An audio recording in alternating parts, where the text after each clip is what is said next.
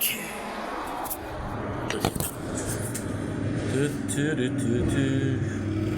Bum, beep bum, bum, bum, bum, bum.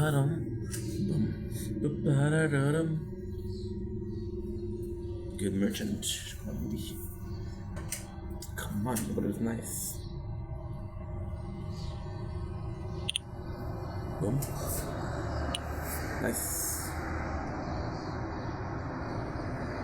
I have hours to be the lonely. My soul's demanding. It's plain to see.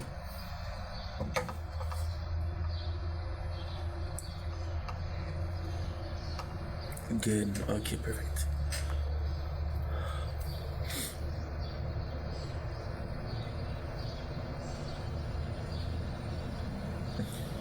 Lol.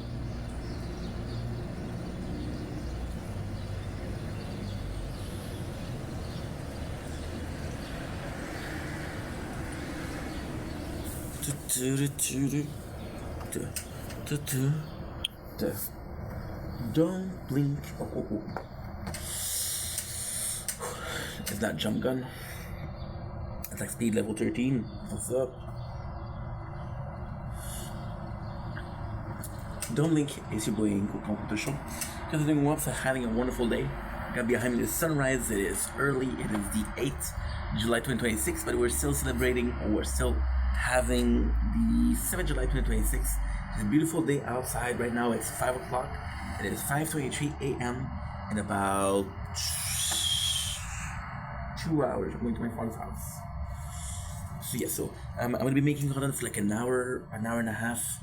Take a shower, put the clothes in the back. I'm doing some cleaning today. Let's not forget the oil. And that's pretty much it. I got a lot to do before I go to my father's house, but I got 3 hours, so the amount of work, or saying that you have a lot to do, though dependent on how much time you have, and time is limitless. They say that time is precious and time is, you gotta value it. Oh bullshit. Because time starts when you're born and it ends when you're dead. So in your own universe, time is limitless. Because it marks the beginning and the end. There we go. Perfect. Allô? Bonjour. Ça va bien? Oui, ça va bien. Ça va bien? Oui. Tout est contrôle? Good. Nicest sunrise. Well, not nicest sunrise, but today is the 8th of July. This is your sunrise. Yeah, it's early. It's 5:20 a.m. Let's enjoy it. Now I gotta say, guys, we've been up since I did try to sleep. I couldn't. I could have done some editing, but I didn't. I did some uploading though, which is pretty good. And I sure that the battery were completely full, which is also pretty good. So I think I'm going to pop open a second monster, which is not recommendable, and I haven't done that in years. But at the same time, I'm going to do shopping today.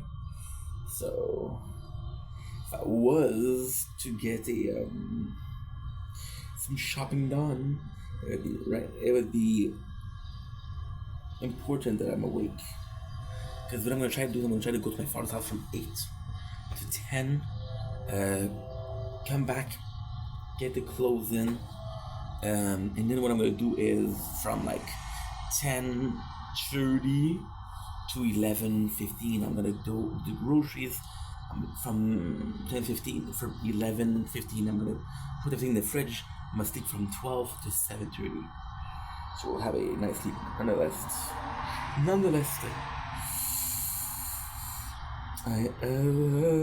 Just let me upload a little bit. Day 270. I think it's 6, but I'm not sure. This is my only well, I'm gonna say my father today, but sometimes this is my only conversation in the morning, or in the day, or of the weeks. So very valued, and I'm very grateful. A lot of people at 5:20 in the morning, they say fuck you.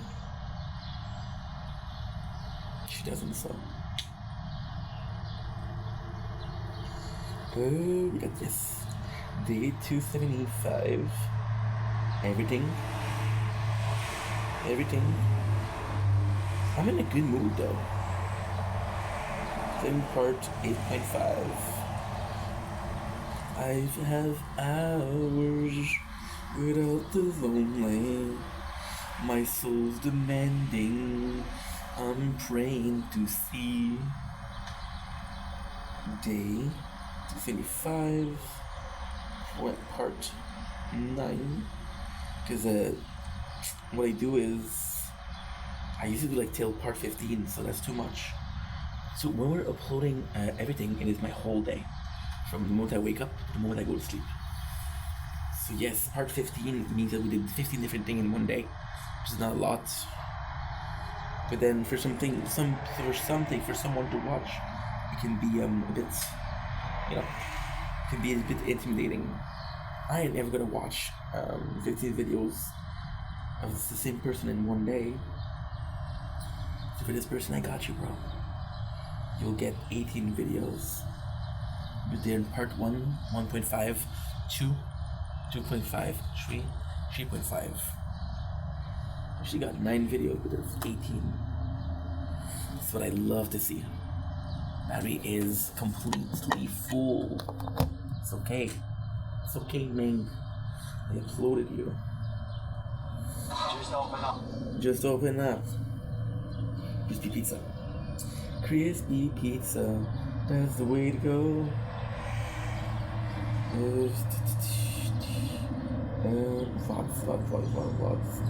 Voz de vera tira.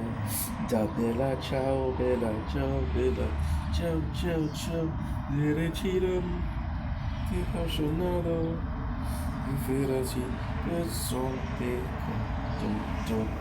And we have a nice little video that is 8:38.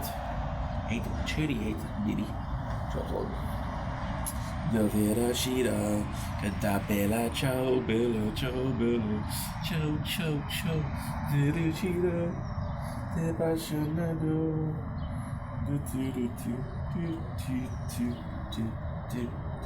Derechito, the passionado, the bella ciao, bella ciao, bella. And then what I'm gonna do is I'm gonna be right back. I'm gonna take Monster out of the fridge and I'm gonna put some soda in the fridge. That way when we wake up tonight, I got some fresh soda. Fresh or cold? Fresh or cold? Both. Both. I'm playing beautiful.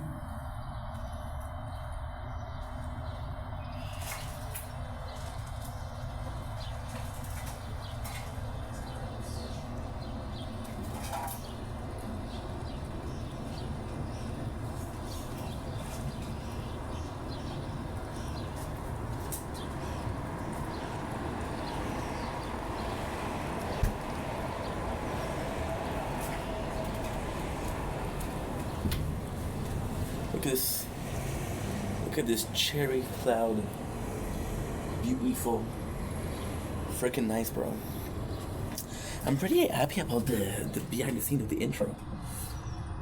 The time is eternal. Because in your plane of existence, when you're born, times start, and when you die, times end. So the time that you're missing is time that was never allowed, and the time that you have was the only time that you have allocated to you. If you lived to 95, you had 95 years. If you lived to 12, you had 12 years. Now, of course, you have as much time as possible, but such is fate, such is destiny, and such is the grand scheme of things. Everything. This morning is so nice. There's a small breeze. The birds are chirping. The eggs my father is cooking. Also some toasts. He started to fucking love my father, but he started to give me some whole wheat. It's like, oh, it's healthier, dude. You know what else is healthy? Grass. Are we eating grass? No. Wonder why. You're saying very aggressive when it comes to food. So yeah, I wanted to apologize this morning to come in do an intro. Didn't have much to say, so I guess deserving apologies. Lately it's been very. Yesterday was negative. The day before was negative. How about that? My family drama, just the family drama. Sometimes I feel bad putting this online. I feel bad while talking about it so publicly, but I don't understand. This is my cheers. Salud. Na zdrowie. Santé. Kampai.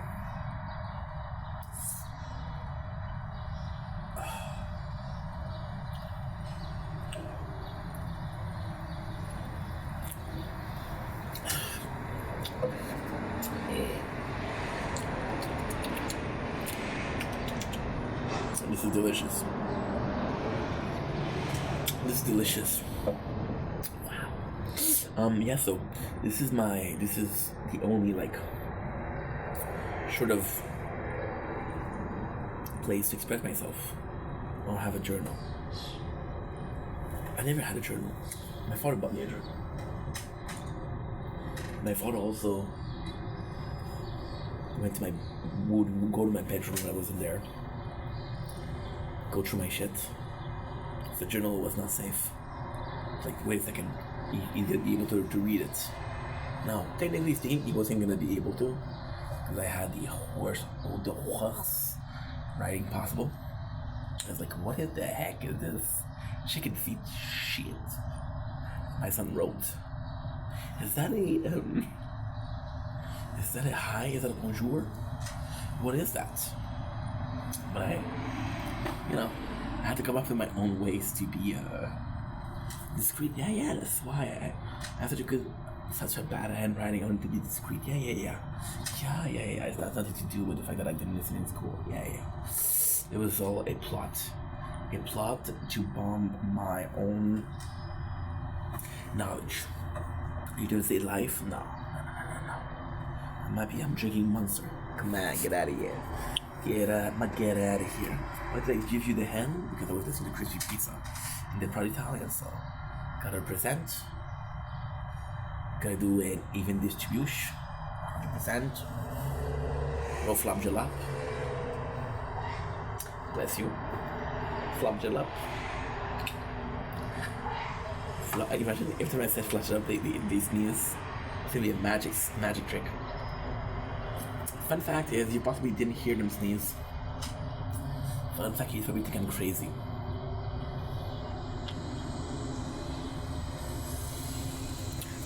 Crazy is just saying people you don't understand.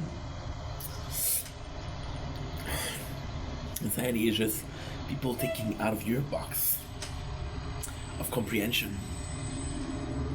Think some outlandish things. You hear stories about Jeffrey Dahmer. You hear about John Wayne Gacy. You hear stories about freaking. That's crazy, people. I was watching it, right? Should I say it? Stephen King. Before I even start, I love you. Yep, I love you. I was watching The Shining yesterday. You know. Yeah, I'm cool like that, I guess. Cool like that. Oh, today I'm not gonna be able to talk. First of all, I'm tired. Second of all, I'm in a good mood for the first time like the whole week. Third of all, I got a whole box of Oreos in my vein. Forget about it. I'm not gonna make a lick of sense, but there's something that makes some sense because it's very important. Today marks the end of neutral. I will no longer be walking the streets of Lachine.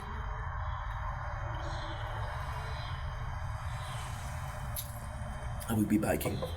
So, the announcement. So that's an announcement, but hey, you wanted variety? I give you wheels.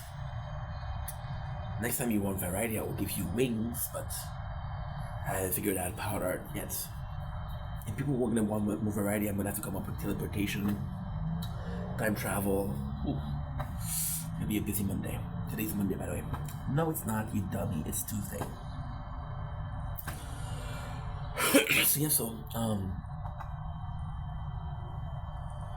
What was I talking about? Nothing important as per usual. Yeah, I was talking about how, you know, I do feel bad that I'm putting all of this on the open and I'm filming this, talking about this, but I don't have anybody to talk to. I don't have. That's not true.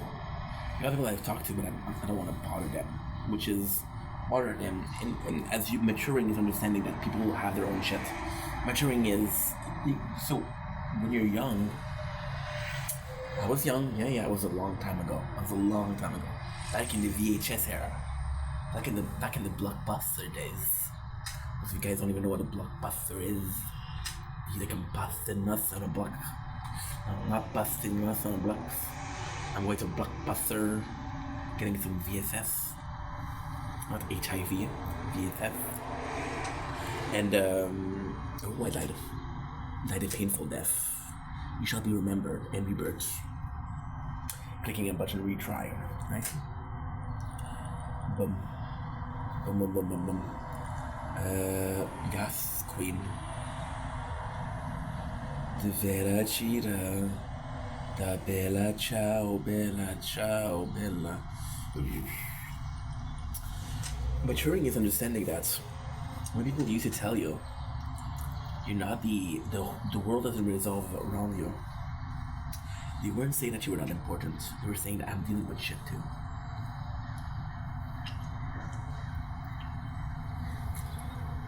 And the truth is, everybody that I met online, that I know that didn't know that much, and I never talked to. So a couple of videos from them. If they were coming to me and complaining, I'd be like, dude, first of all, wrong dude, wrong guy. Wrong guy. Speaking of wrong guy, I'm in this weird position. It's a very weird position. I've been using Snapchat more. This is gonna be way too much information. I don't care. I don't care what you think, cause all this is about me. Best of us with memories. And I've been talking to this person.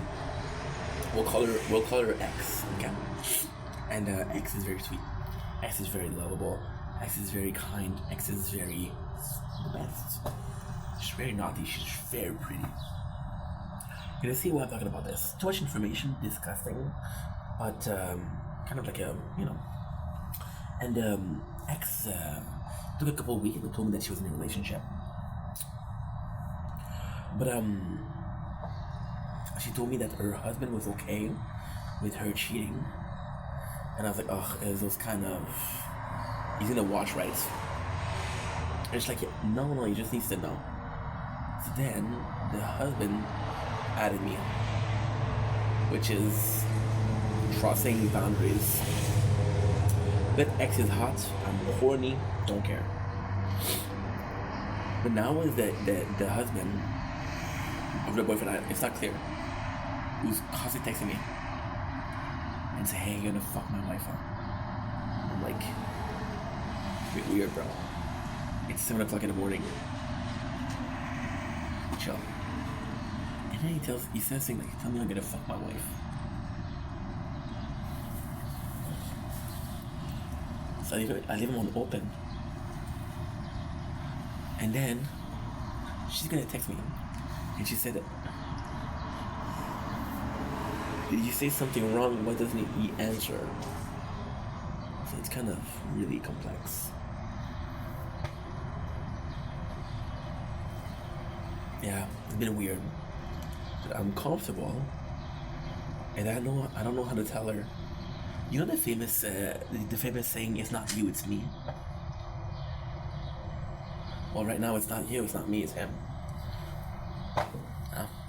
But I don't know how to say that. But yeah, you know the guy that you're gonna spend the rest of your life with? You know the guy that you tried not with? Yeah. You know the first time we talked, you sent me a picture of you in a wedding dress? Oh yeah, that wedding. Okay, yeah, cool. Yeah.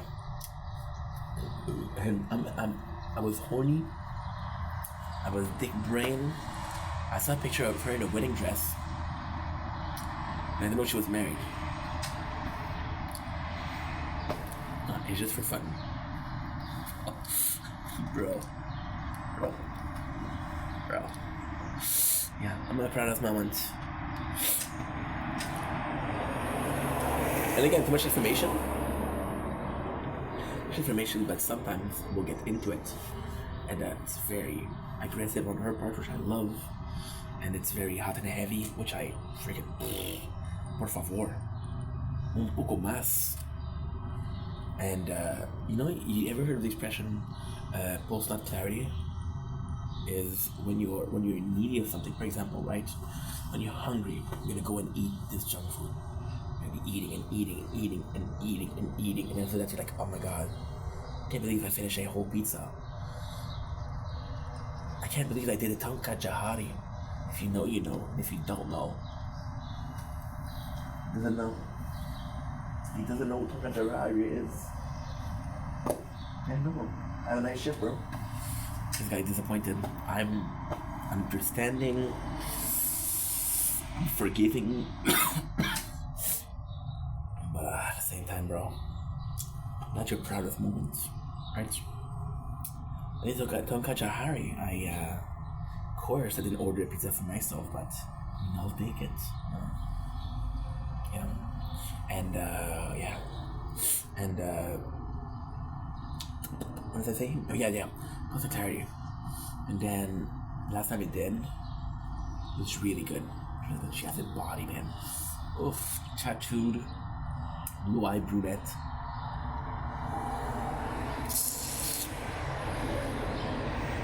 Ex, te amo. Te amo pero un noche. I love you for a night. I'm gonna get the husband in the background and say, hey, pretty hot stuff.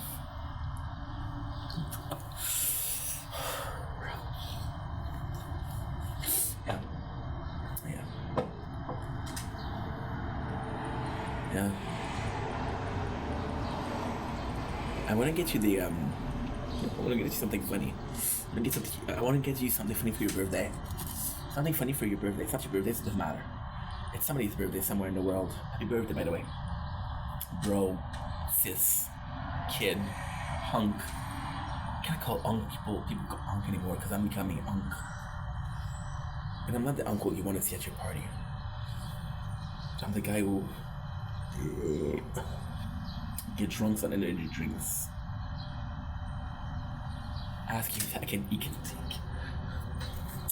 Ask you if you can take leftovers home. Yeah, I'm gonna ask. Hey, you mind if I you don't get back? And they're like, we don't have plates for. So don't worry, I got it. So I'm the uncle that brought his own doggy bag in the hope that there was a doggy bag. And this shit's been used. Right? So I'm that kind of uncle.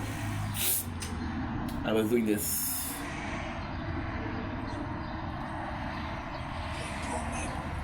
That's me, bro. That's me with Mrs. X. Just when I thought I was out, they pulled me back in. Just when I thought I was out, they pulled me back in. Just when I thought I was out. You know what you're doing, Mrs. X? You're pulling me back in. That's not cool, bro. And yes, you get the bro today. You get the bro because your husband made me uncomfortable. And he ain't my bro. So somebody's gonna be my bro. If it ain't him, I gotta be my own bro. Trust me, I tried. I'll get out of here. Trust me, I tried to be my own bro. But, how did I know that something like that? I never watched The Godfather. I read The Godfather. Great books.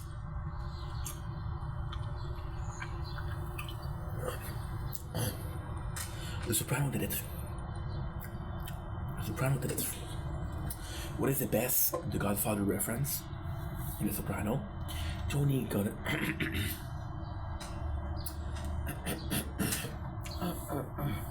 I was gonna do a voice now. Tony gets a bag of orange. Tony gets a orange juice. Goes to get his car, gets shot. In the movie, Don Corleone orders a baggage of orange, a bit more healthy. know. And we, we told me I would have loved if he had his hand full. One hand is the orange juice, the other hand the gabagool. The gabagool. And I was watching yesterday. I was watching 2 days ago. I was watching 2 days ago. I was watching 2 days, so I didn't watch The Sopranos because I was way too young. And my father was like, I don't like how socially they portray a culture. He didn't say that. He said, go play outside.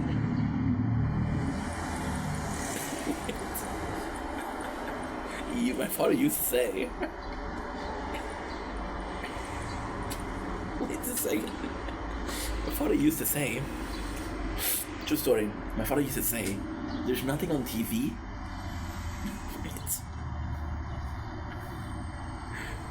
My father used to say. My father used to say, there's nothing on TV. You gotta find outside. I'm like, what are you talking about, bro? I'm watching Pokemon. I should hang outside. Trust me, I tried. I tried to find Pokemon. Oh, I looked and looked and looked. One day, wait, another story with my father. One day, this is a true story too. I was possibly like 11 years old. I'd say 11 o'clock. I swear to God, this is a true story. There was this campsite, and we would go places, and they would set up the tent. And I was sitting between the tents. I was like, yeah, screw you guys, I'm out of here. So I went out, and I followed like the trail. What you would do, this is the easiest way to do it. What you do is you follow a trail. No, just leave me alone. I don't want you to. You asked me to leave a review, and I said no. So I said no because I already gave you 9 reviews. There's gonna be some times where I'm like, hey, don't be greedy, mister. Don't be greedy, mister. Don't be greedy, mister. Good. The Vera ciao, Vera ciao, Vera ciao, ciao, ciao, Vera China de Passionado. So the easiest thing to do is you follow a trail. This is why back in the days people used to say, you're gonna go up the river. What you do is you find the river and you would go up and down, and that's what you're looking for, right? So I follow the ocean because that's my point of view. That's my point of, and I went far. I went like an hour away. I was playing games. I was like chilling, playing games with my brain, right? Imagination. I was raised with SpongeBob, bro. I had a good childhood, you know. And I went far. I went to places where there were houses, and it's their backyard. There's like no separation between the camp. Well, there's a separation which is distance, but there's a guy. He said, "Hey, are you lost?" And he said, "I got some fresh lemonade inside if you want." And I'm like, "Oh hell nah, bro. Oh hell nah, bro. I know you ain't got no lemonade. I know you ain't got no lemonade, bro." So I go back in. I go back to the campsite. And I'm getting into a little trouble. We've been looking for you. Where were you? And in my brain, I was like, my brain, again, I'm 11 years old, okay? In my brain, I'm like, I've missed lemonade for this? Oh, hell no. I'm about to go back. Imagine, is there still lemonade? Lost. 11 years old boy lost. Yeah. My father was a great dad. He was a hard believer in teaching lessons the old school way.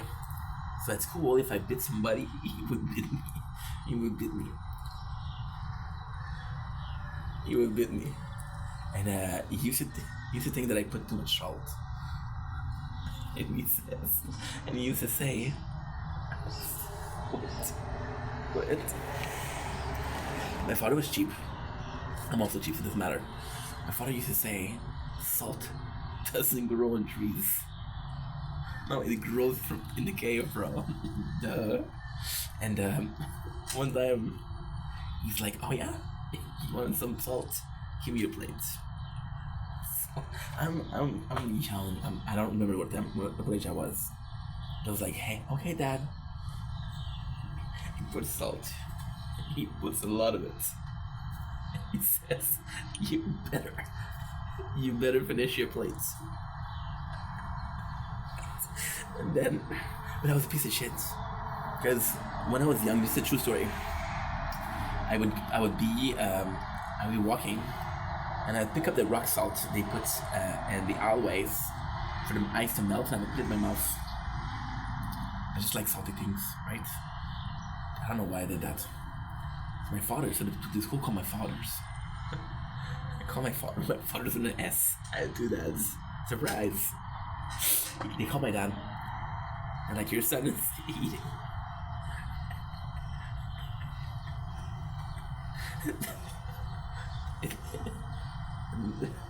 They call my dad and they said, "Your son is eating the salt out of the floor." My father's answer was, "I'm on my way." And he goes to school. And I said, "Okay, what's the problem?" He said, "We told you on the phone." I said, "Okay." And then one time he gave me the salt. The next day at school, I'm puking a storm because my body is not feeling good. And the teacher said, "Oh my God, are you okay? What's going on?" And I told her, and I still remember that I was like 8 years old. I still remember that. I ate too much salt. That was me. A better story than that's a better story. Okay. So I had this teacher. She was insane, bro. That's a bit more serious though. This teacher was my very first betrayal. That's insane. She was fucked up. She was fucked in the head. I'm sorry, but she was fucked up. Like, the woman is a psychopath.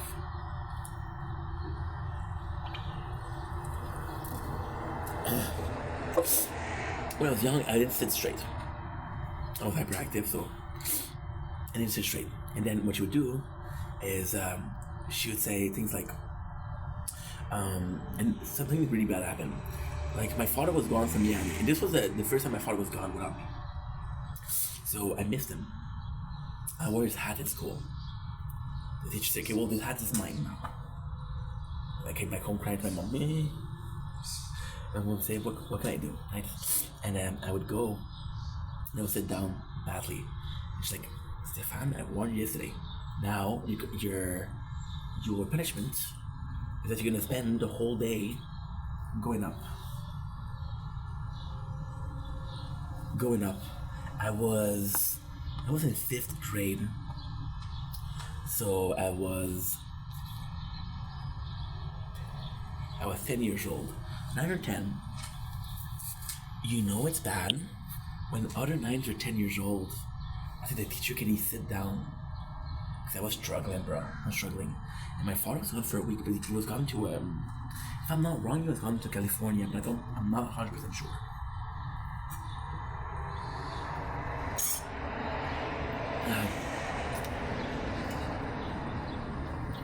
I think it was going to LA or something like that.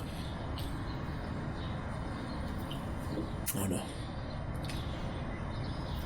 And then my mom said, "Whatever you say, you know your dad, do not tell him about that. I'm gonna go crazy." I said, "Okay, mom, no problem." There's a teacher, there's a parent-teacher meeting because I swear to God, I wish it was a true story. I wish this was a fake story. The guy comes in, my father comes in. He doesn't know what happened, he was gone. And the parent and teacher sat down, she presents herself, she talks about her plan. And then she said, "Is there any question?"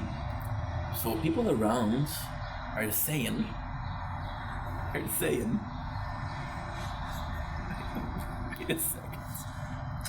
People around, I'm gonna talk about that with my father when I go see him. We'll see, it's a true story. my father, so the parent says, is it true that one of the kids is spending his whole days standing up?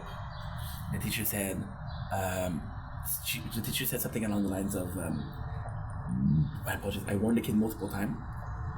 He doesn't listen, so I had to raise the stakes, right? And another, so then she changed subject. Another parents, because the kid, they were telling their parents like she's insane. And then another parents, they come back to the kid. The truth that, and then the worst thing happened. He said, "Is it true that Stefan is standing up the whole? Why is Stefan standing up the whole day? My kid said that he's standing up the whole week." My father fucking go red. It's like, wait, are you talking about my son? And she's like, yeah, I thought you knew. So then my father gave her shit. That teacher, so my father calls the direction. It's like, dude, this girl is fucked in the head. I want retribution, I want vendetta, I want vengeance. Didn't use a peculiar term, but he said I wanted to fire her. So then she came in the class one day and she said, okay, students, today do a little bit of an exercise, right? What we're gonna do is you're gonna tell me what you think are valuable punishment. So for one punishment, one warning, 2 warnings, I wrote some bullshit. I wrote death, I wrote poison, right? I wrote whiplash. Yeah, I wrote the fucked stuff. Because I thought it was not serious. I was like, ain't no way this is for reals. Just an exercise, right? Just to make us work our imagination. And well, then she used it. She used it against us. She used it, okay, well, you guys said that, you guys said that, you guys said that. And then if you complain about it being too strict, it's like, well, you guys chose it. She would wear those cleavage, like really big cleavage. And yeah, she had a generous cup size. And when she would talk to us, she would bend over the desk. And then she complained to my dad, like, hey, your son is looking at my tits. Huh? And my father said, is that true? I said, I don't really have a choice, it's in my face. And my father said, don't get cut. Yeah. I was like, hey, I'm trying to what?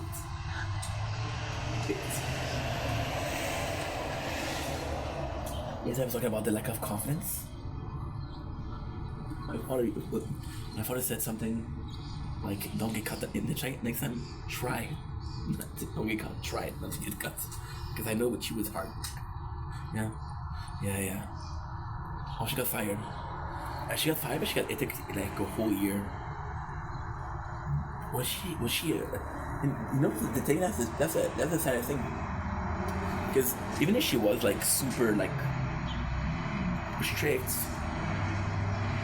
I was 10 years old. There's nothing that she can do to me that I will remember. There's nothing that she did to me that I will remember today. There's no lasting trauma. I laugh about it today. You know? Wait, another story with assault. My father kept the letter. Yeah. And he made me read it like not too long ago. I want you to realize. Wait. He said, I want you to realize what you put your... Wait. He said, I want you to realize what you put your mom and I through. Whoa. Your son eats salt? What a gangster. What a criminal. No, that's your son. Your son attacking others too. He eats salt. Yeah. And I was laughing when I was reading the letter. He said, it's not fun because it made your mom cry. I'm like, what the fuck? My mom cries at everything. What am I supposed to do? So so there was nothing she could do that could hurt me, you know? And when you get older, you laugh about it, but because of that, I'm not able to tell you like, oh, she was a good teacher or she wasn't a good teacher, because I don't remember, to be honest. I don't remember her. I'm not gonna say her name. It's that slender. but you know who you are. And I live in a small town, so a lot of the time I'm going to see some of my teachers. Yeah, this is a crazy story. I had a French teacher, and she was very conservative. At school, right? She was very conservative. She was very, very conservative. And a good teacher. She was a good teacher. She was actually nice. She was actually really kind. And what happened was, she came to she's in a small town, so she was part of a sort of like King's Club, yeah. And a student recognized her. And this place was known. This place was known to have like glory holes and shit like that, yeah. And whenever you saw her outside, she was wearing like, it wasn't necessarily corset, but it was corset-ish. Yeah, it was sort of like a tube top without the I don't know what you call it. Yeah, and she was slut shamed. And that was before like the OnlyFans and stuff like that. So I had a teacher who would have been shamed for having an OnlyFans, which is insane. What's my opinion about teacher with OnlyFans? It depends. Like if you're proud about it, and if nobody knows about it, like it's not like, oh, hey, I have an OnlyFans, check it out, kids. I don't think it matters. If you get caught, well, that's your private life, right? Technically speaking, okay, that's important. Every single thing that you put behind a paywall is considered private. Everything that you put out for free is public, and a paywall is private. So what you do in the privacy of your home, it's up to you. So as long as it's not like publicized, as long as, for example, there's okay, I'm gonna take the worst example possible. Let's take somebody like Bonnie Blue, who there's like 400 bodies. She's there with 400 different guys, right? Like if she was the teacher of my kids, I'd be like, bro, you know. But yeah. Otherwise, I don't mind. Why is it bad? Because it's so public. It's so. For example, there's like really big celebrities. There's girl and publicizing their OnlyFans. Every single videos that they do is promoting it. Every single mention that they're doing it has to do with that. That's their main sort of income. That's their main job. It's in their description. It's an adult performer, right? Versus, hey, I do that on the side is to pay the bills. I have a friend. She does it, and first of all, it's for fun. She's a really shy. Well, she was a really shy girl. She's not anymore. She's a really shy girl, and the girl is going to school, and she's working at a mechanic. It's not really mechanic, but she works at a garage. So she'll do like buffers, and she'll do like oil changes. She does it just a little bit, you know. She'll post like a video a week or 2 days a week, and I don't know. She's not really my type. She's cute, but she's how can I put this? She's very pale and frail. Yeah. She's very pale and frail. My girl to be a bit tan, I like my girl to have a little bit of curve, you know? And yeah, so she does it just as fun. And she has fun. You know? And I pay for her. She told me how much she was making per month. She was bragging about it. She got drunk. She texted me like, dude, you'll never believe how much I made this month. I'm like, okay, how much? And I think she told me something around like, I think it was like 700 or 800 a month. Okay, take that for reals. Some people are doing it 10,000, 100,000. What's insane, I was reading a story about it. There's a girl, she's dating young Gravy. I think Abby something, and her tape got leaked recently. And she's so popular that she can do a video a month, right? And still get some cash, like a lot of cash for it. Which I think is kind of crazy, but I think it's kind of cool because, hey, if you're gonna make it, if you're gonna try to make a bag, if you do it for fun, do it for fun. But if you're trying to make it back, you know. There's this other girl, because of course I'm on Twitter. I have never paid for OnlyFans. I have never paid for that. I have never paid for that. I'm not gonna pay for something I can get for free, you know. And but I'm following this person on, and they're really attractive. They're really, really attractive. But when you actually look at their profile, because they were posting a lot of the same like pictures and videos, and when you look at it, it's like, okay, you've been reposting the stuff that you've been reposting. Like for example, I think it was like this week, maybe last week, she reposted a video or a picture that she took in 2023. Like, you know that your body changed, you know that you aged. Like 2 years is huge. 2 years is huge. And you realize that there's no new content. But then again, I was following this girl, and what she did was really cool. She was like, also very like, she took her retirement young. I think she was like 25 or something. And she made bags. She was very attractive. Very attractive. Very attractive.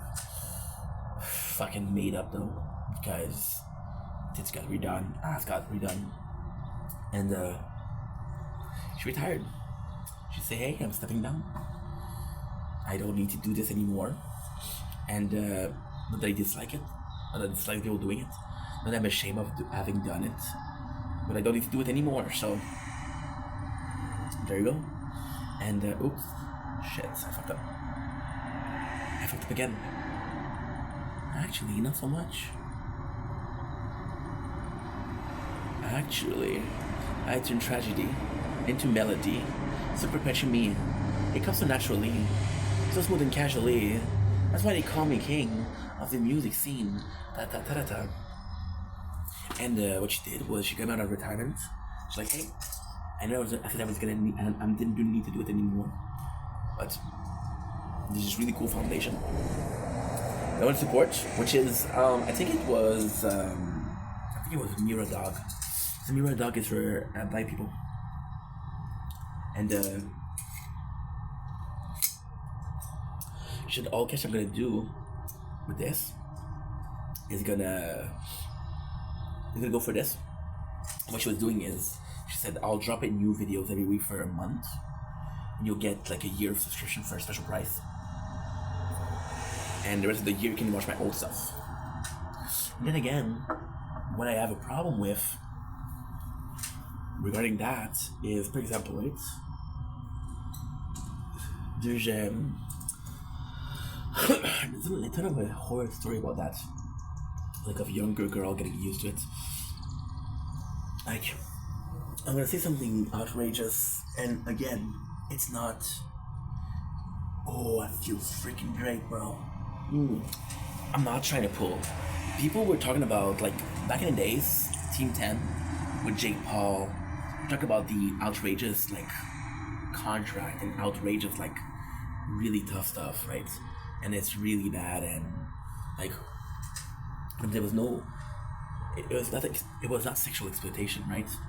Now, there's such a thing as a career, which is OnlyFans model manager, which is basically a pimp. Sorry to say that, but it's basically a pimp. And some of those contracts are disgusting. And you get a young girl, which is like freshly 18, who doesn't know much about like finance or value or doesn't know much about the value. Like, and then what she does is she's stuck in one of the most famous cases. She's gonna show you. One of the most famous cases. It's a crazy story. This is insane. Jean-Claude Van Damme, tragic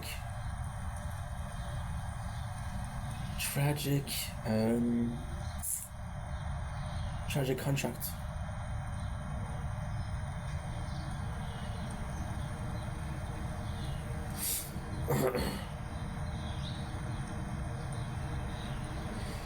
Right, let's go. Perfect. Okay, so basically what the guy, it's gonna be like a lot of reading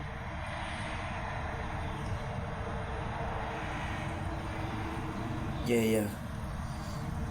So, legit, the guy was a superstar, and he got offered like a really, really sweet deal, because he was everywhere. And they're saying, hey, we're gonna book you for like 30 movies. But he signed like a contract of exclusivity, and he had to do 30 movies with them, and it took so much time to do 30 movies. First of all, second of all, there was a lot of inflation, so the once very generous paycheck, we're not that generous anymore. Jean-Claude Van Damme, most contract mistakes occur in 1994. Following the massive success of Time Cops, Universal Studios offered him a 3-picture deal worth $12 million per movies. He made the offer, demanding $20 million per picture. The return of this $36 million deal marked the beginning of a rapid professional decline fueled by erratic behavior and substance abuse. Okay, that I didn't know. Maybe he's not a victim after all. For a deeper look, okay, aside from his career-defining contract rejection, several other highly successful also martial art expert Frank filed a breach of contract lawsuit. It looks like that a producer share profits from its all that Enter the Dragon, the outcome, even trafficking, disgusting.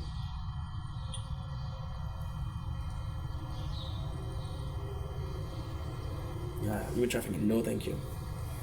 Yeah, disgusting. But it's tough. Like one of speaking about fighters, one of my heroes was GSP, because one of the most popular fighter, and he was like a legend in MMA. He was also French Canadian. So, and the craziest thing about that guy is he was a normal kid. Like the place he used to go to, the restaurant he used to go to, like you can still go today, and they're very popular. He used to go to Orange Lip. Orange Lip is still very good, still very working, but it's expensive as fuck. You'll give like a $12 hot dog, so forget about it. But him, it took him years to shake off the fact that he wasn't a fighter anymore. It took him years to go back to the public scene and be like, hey, but he's still beloved. He's still, still a hero. So yeah, so the contract manager, some of those deals they're discussing, some of those deals are exploitative, right? And because you sign it, you're contractually obligated to it, right? You cannot have like a lawyer look at the contract that you signed 2 years ago and say, hey, I don't like the contract. No, you signed the contract, and if you're coming out of it, it's a breach of contract, right? So it doesn't look too good. Some of those girls are afraid that if they breach contract, nobody's gonna hire them anymore.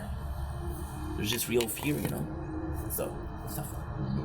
It's tough. Okay, well, what do I do? What do I do? I'm stuck here. I'm stuck here doing the same thing at the same time, So it's really tough. And you don't want to be in that position, A lot of people are asking me dude, aren't you worried? A lot of people that were asking me don't you care that there's real people in your life? How are you making money? And I'm like, don't worry about money, bro. Because I'd rather do something that I love and make nothing than do something that I don't like and make money. There's some content creator, I was watching this guy, I think it was Tofu or something, I don't remember the name. This guy was making content that clearly was rage baiting, he wasn't happy. I was also watching Bookie298, used to be a legend, used to be making stacks on YouTube. And now he has a following grace and nobody cares anymore. Now he has to do videos where he constantly begs. I saw a video yesterday of DSP.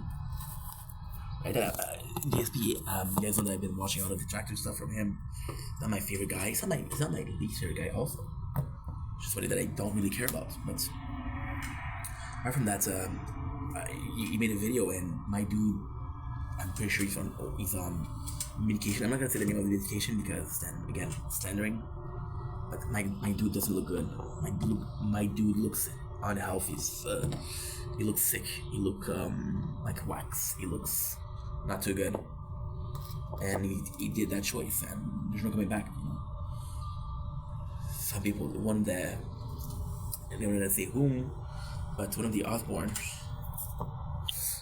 Seen her recently, and Okay, you see people like abuse certain medication that you can get yourself, and there's no research on the long term effect of it. There's no research on how you look. You look sickly, you know. You look sickly, and just some sad stuff. But then there's the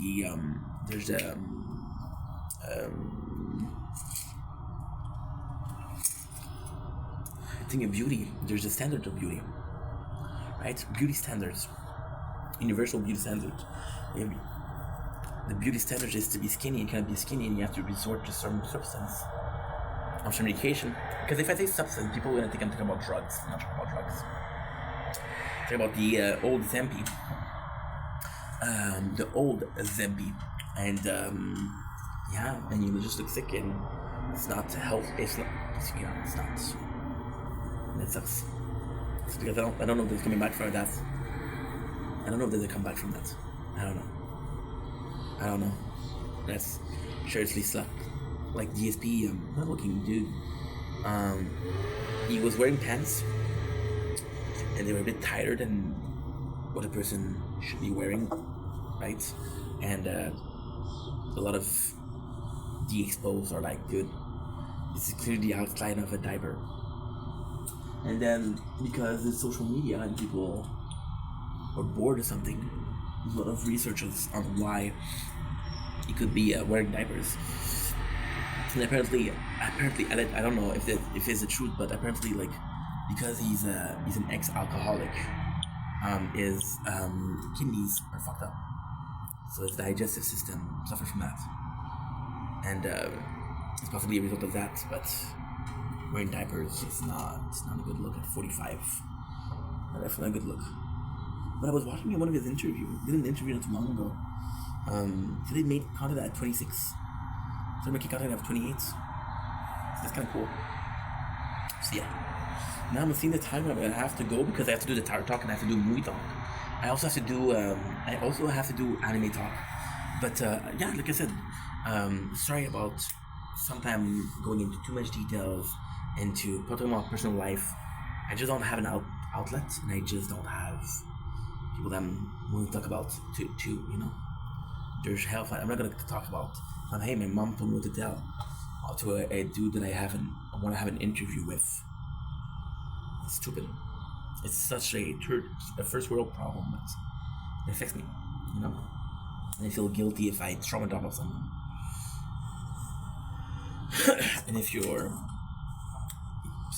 trauma dumping is different person per person. Something that that you can see as inoffensive. For me, it's trauma dumping, and something that I can see for you as being trauma dumping could be for you inoffensive. You know? Inoffensive or harmless. Inoffensive is in French. Harmless. So I'm sorry if I'm doing that. And I know something should be private, and trust me, if I could, I would. I don't like fighting on camera. I don't like fighting at all, I have to be honest. So if I could avoid it, I could, and it sucks. It really sucks. It really sucks, you know? It really, really sucks. Oh, maybe. Enough story, but that's okay though. That's okay though. That is more than okay though. I know I got a big ego. I really don't care though. Tum tum tum tum tum tum tum tum tum tum. I know I got a big ego.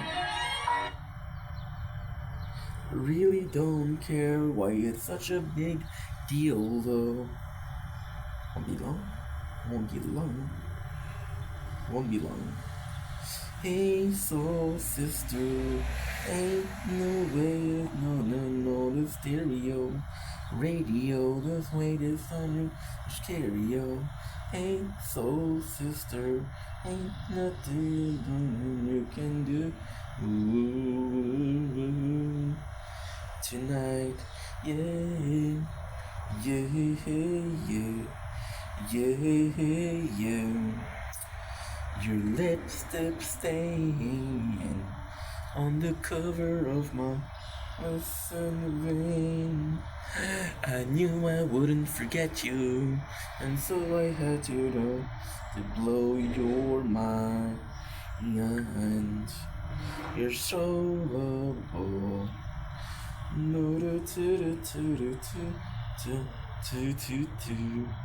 I believe in you like a plumber from Madonna. Blow your mind. Hey, soul sister, ain't nothing but the stereo, the radio, oh no, the stereo. Hey, soul sister, I don't wanna miss a single thing you do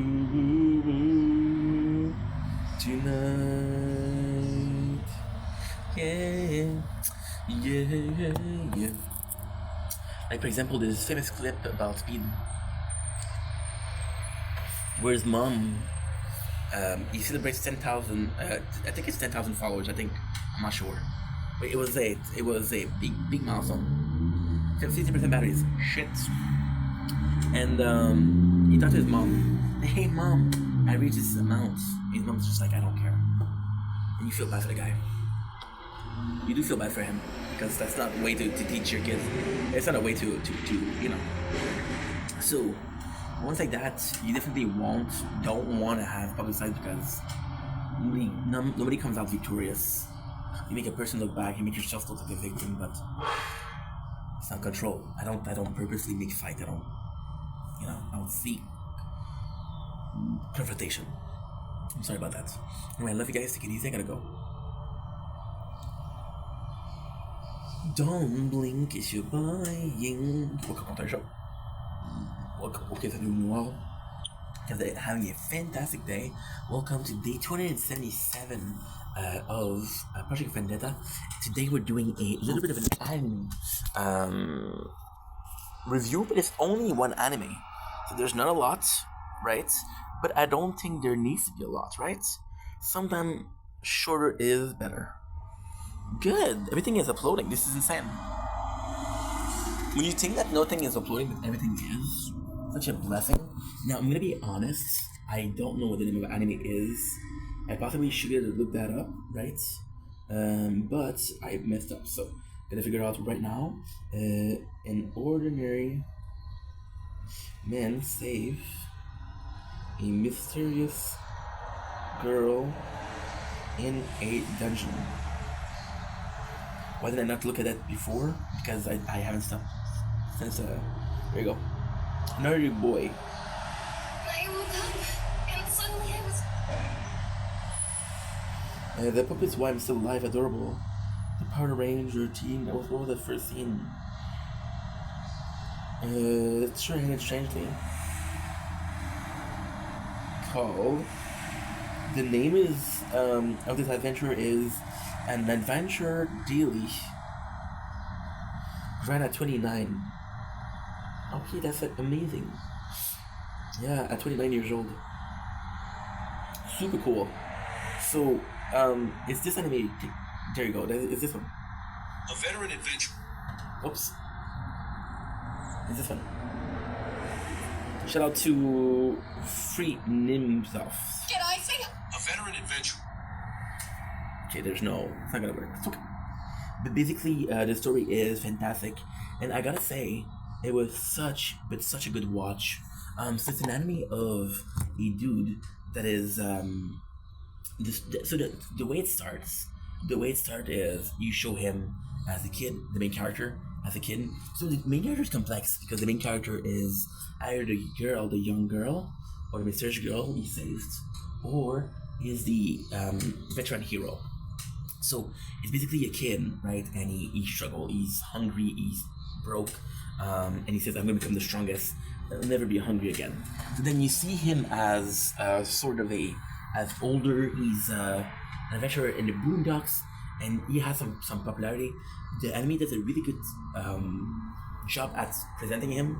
He goes like, so that they're super thankful, like, oh, you're so kind to help us in a place like that. And you know, it's kind of cool because we establish him as not only being a good guy, but also being super strong because he alone is able to help the village immensely, right? The story is fantastic. The first episode, he goes to a dungeon, he saves a girl. The girl becomes sort of his apprentice, right? And he trains her. So this is really cool because the anime presents itself as the young, I say young girl, she's not a young girl. She's Succubus, which is an older race in the anime. And like when it's day, she transforms into like this kid, right? And he's teaching her. So the way he presented the anime is actually really cool. So you got this guy that you don't really know. He doesn't have anything special. He's not that special guy, but he's teaching the young girl. He's teaching the young girl to fight. So you basically have a rise to greatness, right?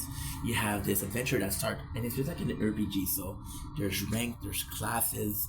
It is super nice, and the whole story is from zero to hero to the young girl from being able to kill slime. And where I am, she's killing like bears, which are a lot stronger, you know. So the anime itself isn't the greatest anime I've ever seen. The graphics are good, the storytelling is good, the characters are attaching. There's nothing groundbreaking. It's not like on Titan. It's not a Bleach or Naruto, but I do think the concept of having a main character teach another character that is super likable and super attaching. So I'm gonna be honest, the main character is, yes, he's cool, you get to like him, but he isn't the coolest character, he's not the most interesting character. He's pretty, not, I wouldn't say average per se, but he's pretty run of the mill, right? When that you have a guy like that teach a student, you get the student succeed, actually quite nice. It's actually super nice, and it's very likable. And then the anime itself, why it shines is because you see that he showed up as a kid, and that's why he's helping the kid. Where the anime shine is, there's also like a lot of quests. For example, he has to help people. Oops, battery is empty. Shit, battery is empty. Okay.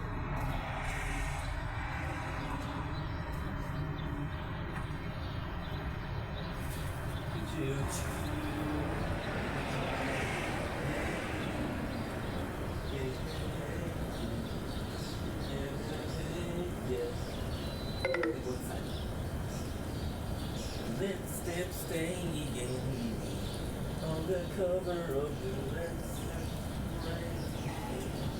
Are you what would forget you? So I have to let go your mind. Behind. Guess we're gonna go inside because I don't have a lot of batteries left. You so low.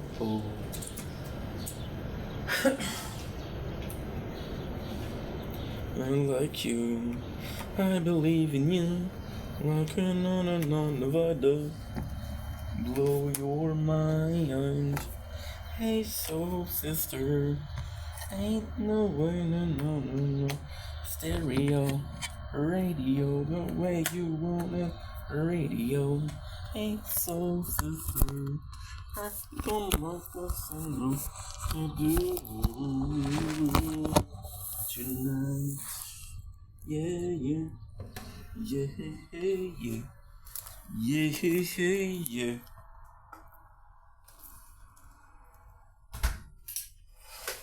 There you go. Perfect. Let's go inside. Yeah, it. Whew.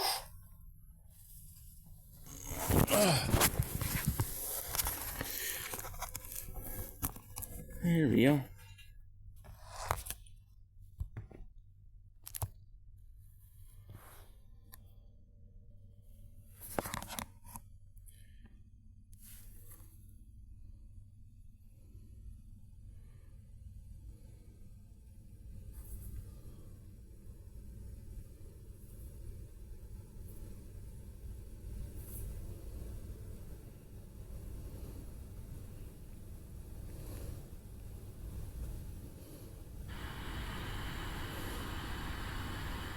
If you do that,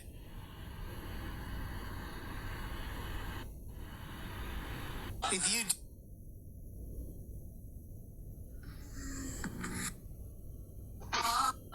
Man, whatever. If I'm with you and my nigga, don't. Anybody good? I'm feeling. Tit.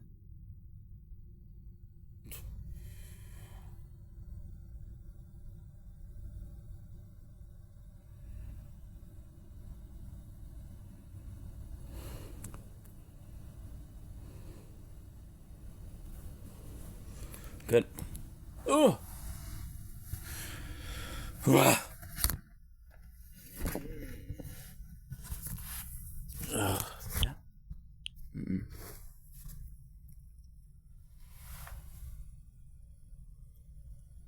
Nu moet ik hand.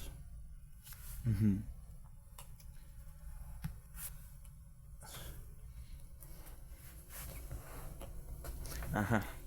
Uh-huh. Yeah. Oh, okay, I see. Yeah, I see. I see. Yeah. Yeah. Uh-huh. Oh, yeah. Oh, yeah. Oh, yeah.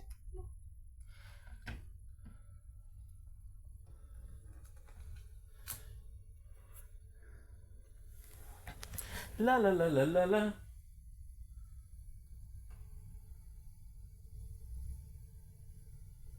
veteran adventurer. Jake Peralta. No doubt.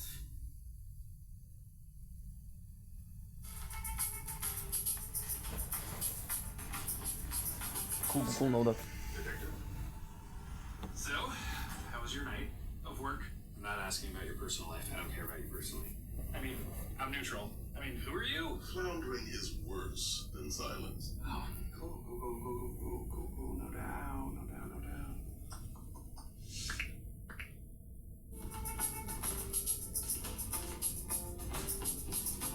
Sir? Detective? So, how was your night of work? I'm not asking about your... No doubt. Very cool.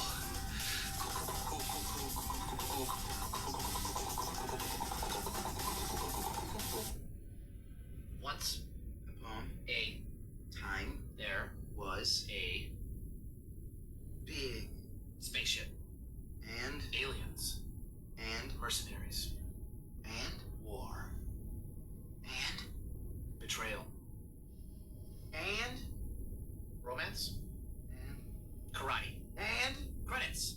The end. We should write a screenplay together. Cool.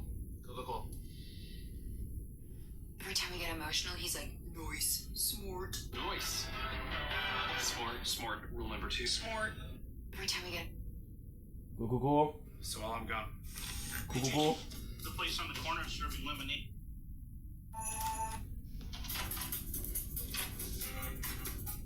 NYPD, I need to commandeer this vehicle. Their body cam footage with. I'm here. Start the meeting now. I'm telling you, this machine is... Sarge, I'm not scared of heights, okay? I'll just act like you. Say something so I can get the cadence of your voice down. I will not. Perfect. I will not. Have a seat, detective. I will not. Excuse me? I don't have a lot of time. I need your full signed confession. We have 4 minutes. We can do this. But I'm not guilty. What's that? I got it. Alright, fine. I'll just go then. With this fully signed confession, we get it, guys! Oh! Suck it, Vulture! I killed that guy and his neighbor, but you were too late. Wait, you killed his neighbor? Security cam shows male suspect 5'9", Wearing a black ski mask. He bypassed the McConnell alarm by using the magnetic kill switch. Yeah, exactly. How'd you know? I'm a detective. That's what I do. I'm just kidding. I need a lot more information, but that would have been a great exit line, right? Cool. Another cold brew? Get it! Oh, yeah! Very cool.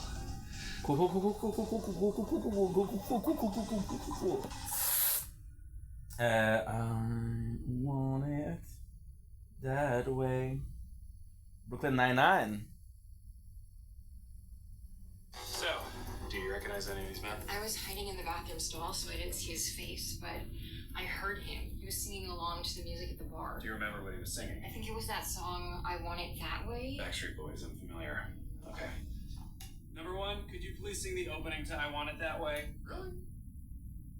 Okay. You are Huh, beautiful voice. my Fire, my one Number two, keep it going. the one desire. Number three, believe And I say number four, I want it that way. tell me why. Nothing but a heartache. Tell Me me why? why. Ain't nothing but a mistake. Number 5. I never wanna Hear hear you say it. I want it that way. Yeah, it was number 5. Chills. Literal chills. It was number 5. Number 5 killed my brother. Oh my god, I forgot about that part. So, Do you Beautiful. I was hiding in the bathroom stall, so I didn't see his face, but I heard. I heard him sing. Okay, let's go. More work. More work, Inky. Let's freaking go, baby. Let's freaking go, baby. Fuck you gonna do about it. More work. More work. You are my fire, the one desire. Believe when I say that I want it that way. Tell me, why aren't you charging? ¿Por qué? No te licram. Pero no eres normal.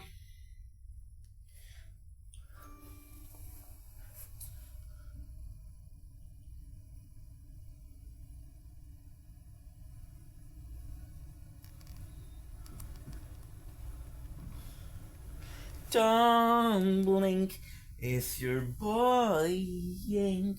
Welcome to the show, because we are having a fantastic freaking day on this fantastic freaking day 700, no, 278. Let's not go crazy here, but it would have been nice. It would have been nice. It would be cool. No doubt, no doubt, no doubt. Today, we're doing a movie review. I got an hour and a half before I got to go to my father, but I'm having my bike, so it'll take 5 minutes to go there, which means that I can stay home for a lot longer and possibly another couple time. Switch for my friend. I made it awkward. We're what? 43 seconds in. Okay. Okay. Time to save the day. It's very hot. Warm in the apartment. I might have to put the AC on. So today we have a plethora of movie. Some people call it an orgy. I'm more classy. The plethora of movie is actually really recommendable. We are talking about Underworld Evolution. We're talking about The Shining. We're talking about what else? We're talking about Monster Hunter, and we're talking about Survival of the Dead. So you know what? We're gonna go in opposite order. So which doesn't really work with. Can't go in the right order. It wouldn't cool to do that because it would have been different, but since I did watch Underworld 1 and 2, I gotta do the 2 and the first one after. So Underworld. I'm gonna say I'm familiar with the Underworld franchise, but not in a good way. So the Underworld franchise were presented on TV way too often. You guys know the movie that you see too often on cable, and you see like, oh, they're always replaying that.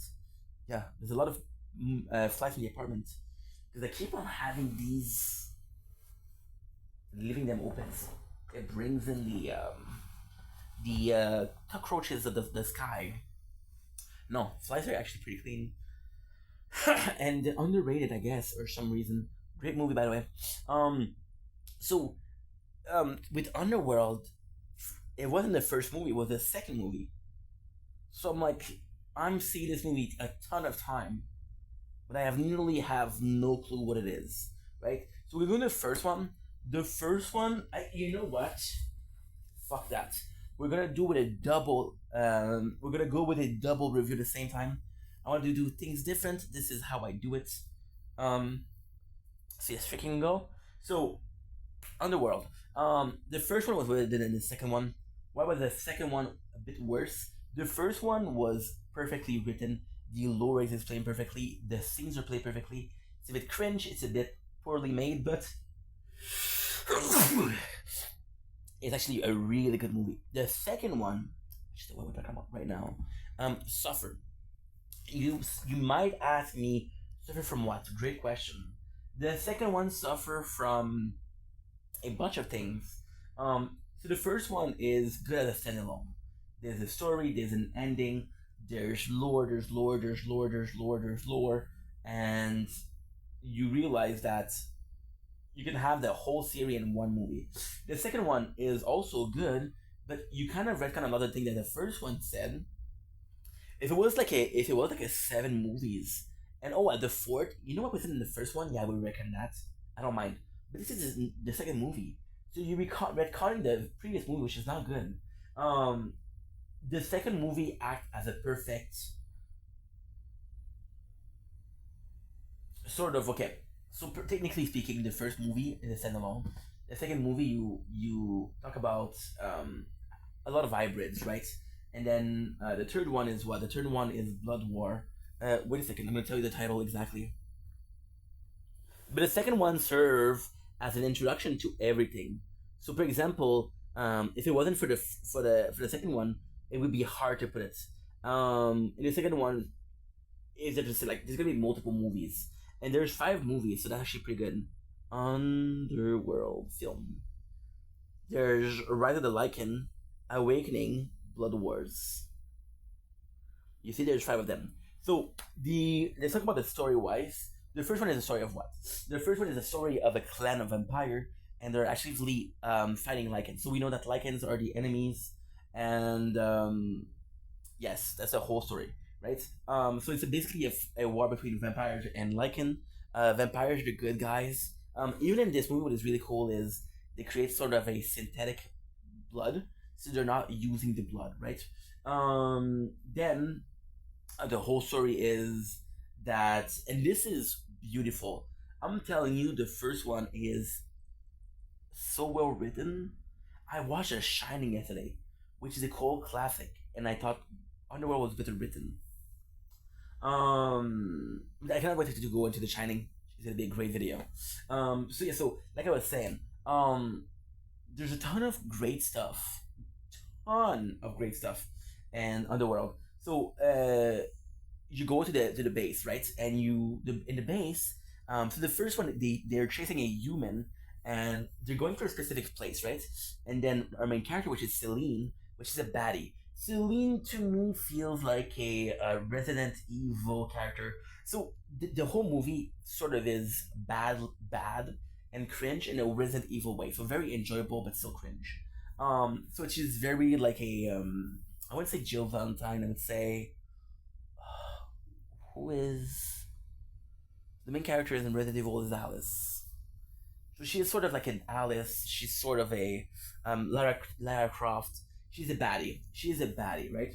So she goes in and she's like, "Hey, there's actual Lycans there. There's possibly because okay, so technically speaking, what happened is there was a war.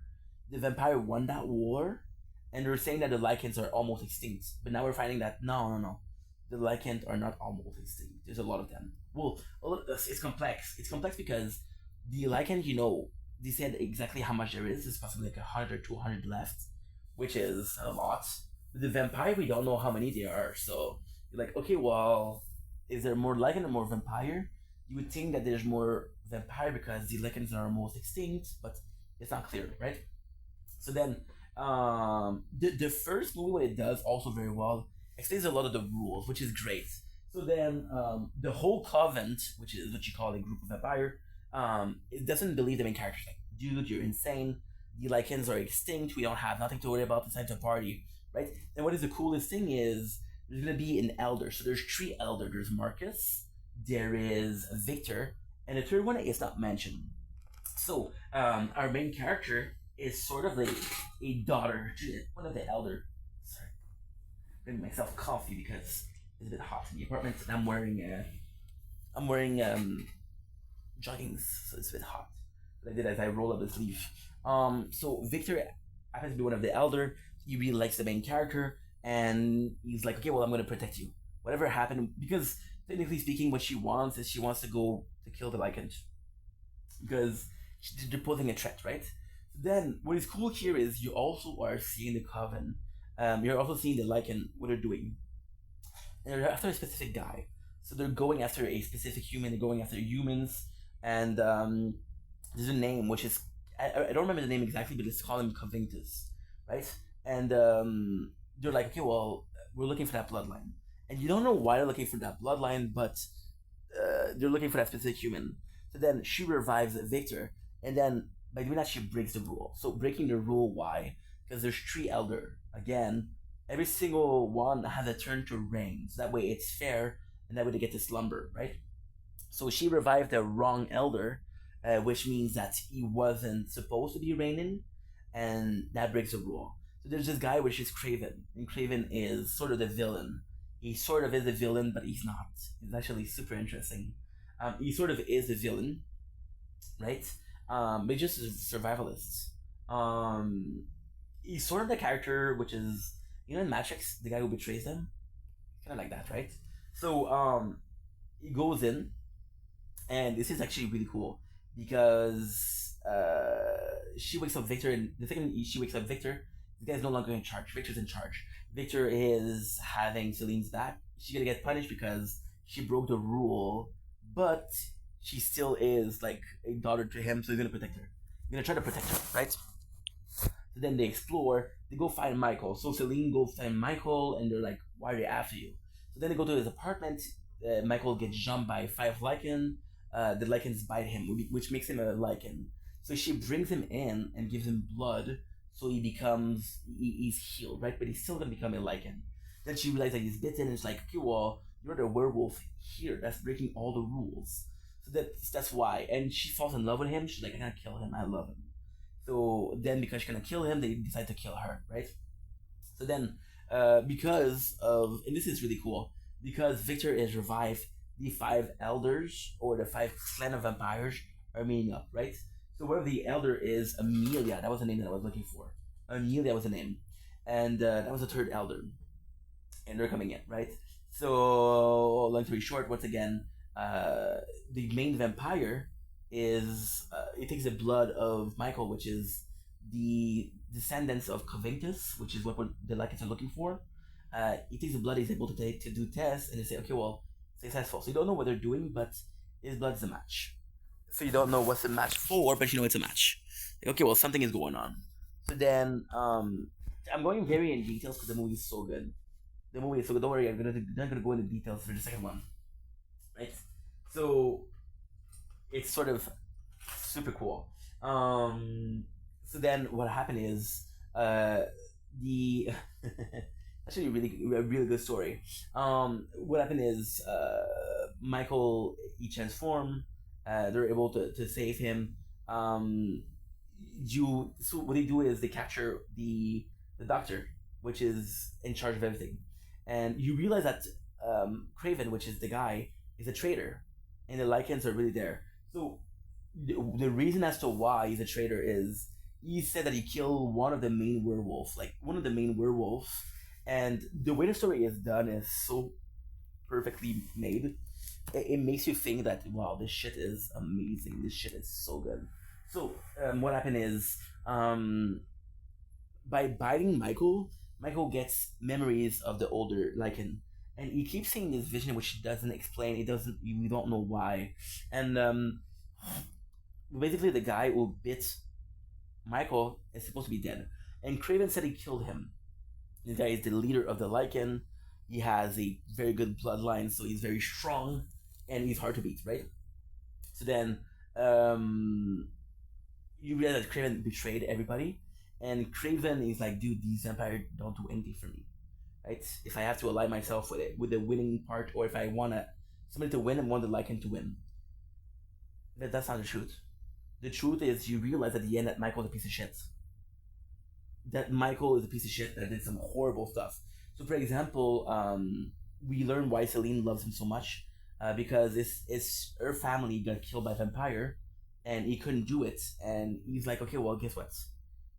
I'm gonna make you a vampire, and you'll be No, I'm so sorry. Her family got killed by vampire. He saves her. He's like, you know what? Family is dead, but we're gonna make you a vampire. We're gonna be your family now. And you realize, no, that's not the truth. The truth is, Victor was the one that killed her family, and Craven saw that.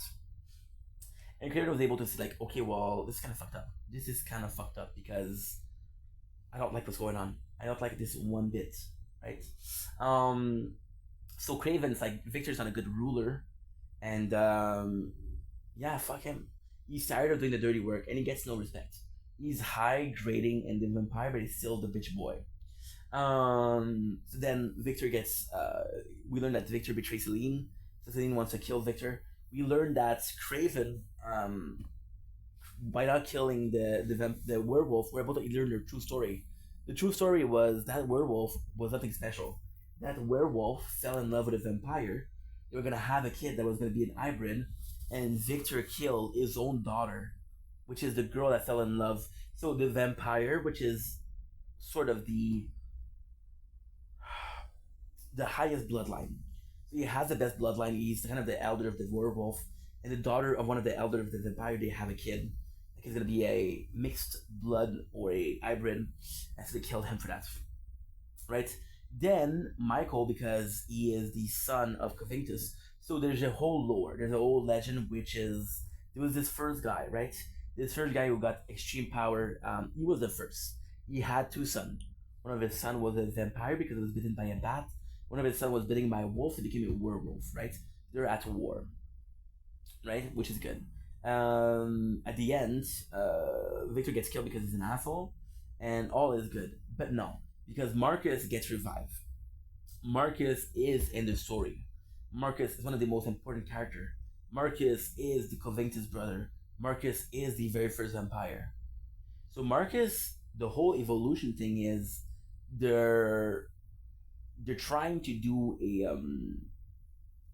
a part where it's every single vampire and every single werewolf. So Marcus does what? Marcus, he goes to see. You see the father in the story saying, dude, my son cannot be controlled. So the problem is the werewolf, which is Marcus' brother, I think it's William or something like that. William gets transformed into a werewolf and can't control himself. So Marcus is like, no, what you're gonna do? And what I'm gonna do? I'm gonna start a big war.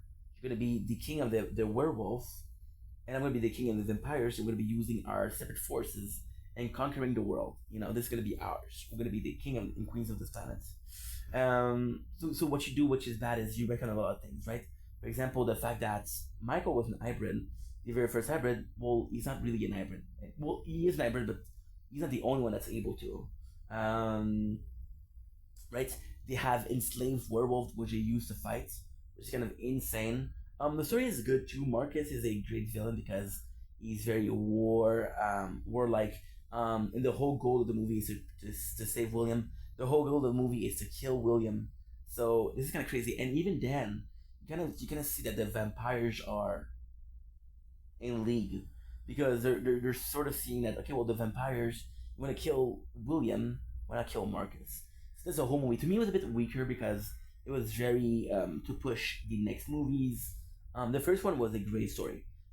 I do like an anime or a movie that you can start and end with the same movies. If it's a trilogy, it doesn't matter. So to me, it was a bit weaker. There's a lot of like eternal like fights, internal talk. To be honest, they lost my attention a couple of times. Because while watching the movie, I was dozing off, I was doing something else. Like, oh fuck that, right? So when you do that, it tells you that the movie isn't that great. Today we watched 3 movies, which is The Shining. The Shining was exceptional. So I had watched The Shining before, but didn't really get into it. Why? So I had watched The Shining after reading the audiobook, and in my mind the audiobook was better. So then today I watched the movie, not even watching the audiobook, which really kind of solidified the situation for me. Really kind of made me a bit happier because I didn't compare, right? Give me a sec.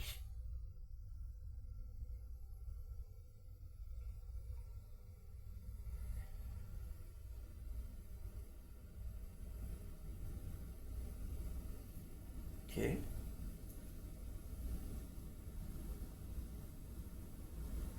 So something. I forgot to do something. So what was it? It's I forgot to do this.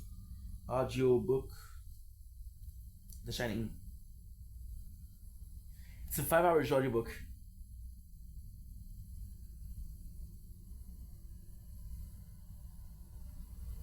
Nice. 13 hours. About the movies that have been made out of your novels. I mean, some of them, they forget that whatever's inside the book. They take the title and they go off and make their movie. Look. Yeah. But what about those that are more true to what you have written? Look at this. Why do they fail? I don't mean fail in terms of your liking them, not in terms of an audience, not in terms of making money, but in terms of Stephen King saying, "My God, they did a hell of a job."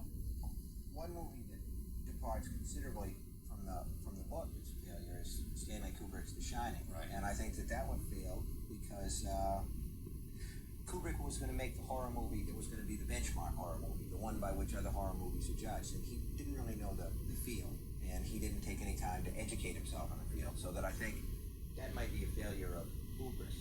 And with the case of another movie like Firestarter, which was the book, literally, exactly, I think it's a failure because it doesn't have the sparkle and the life of the novel.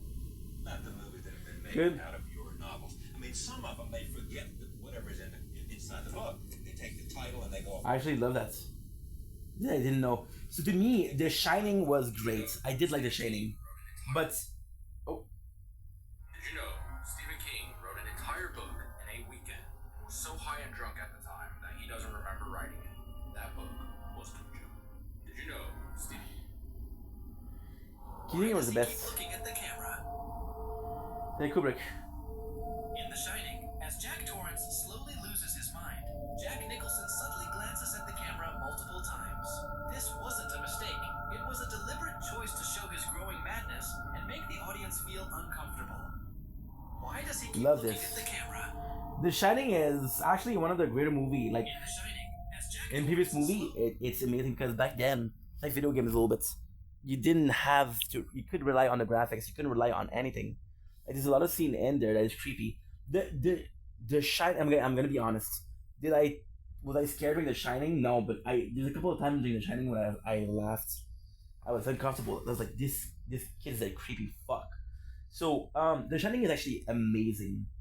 So in the book, what I really enjoyed was the whole Shining part. So in the book, it's better explained. So in the book, The Shining is special people, right? So you think The Shining is gonna be Jack Nicholson? No, it's his son. It's his son. The Shining is people that are touched by God, special people. So his son is able to figure out something that's gonna be happening. He's sort of able to predict the future, sort of able to predict what's gonna happen, and this is why he survived. So the story of The Shining is Overlook Hotel, right, which is a traveling business during the summer, but during the winter it's not able to. So what they do is they hire a family to take care of the Shining, the Overlook Hotel. So they have to clean the hotel. They have to do whatever they have to do. It's really good. I can't believe that the audiobook is 13 hours though. For sure, I'm gonna be downloading that for sure. For sure. I started doing it and I didn't finish. But yeah, so the what was really good about it is, see, I'm doing the tower at the same time, I'm doing 5 things at the same time. Phone is too hot, it's not a big deal. It's not a big deal. And I have to hurry because my father's gonna come soon. No, he's not gonna come soon, I have to leave. Audiobook. There you go. Share.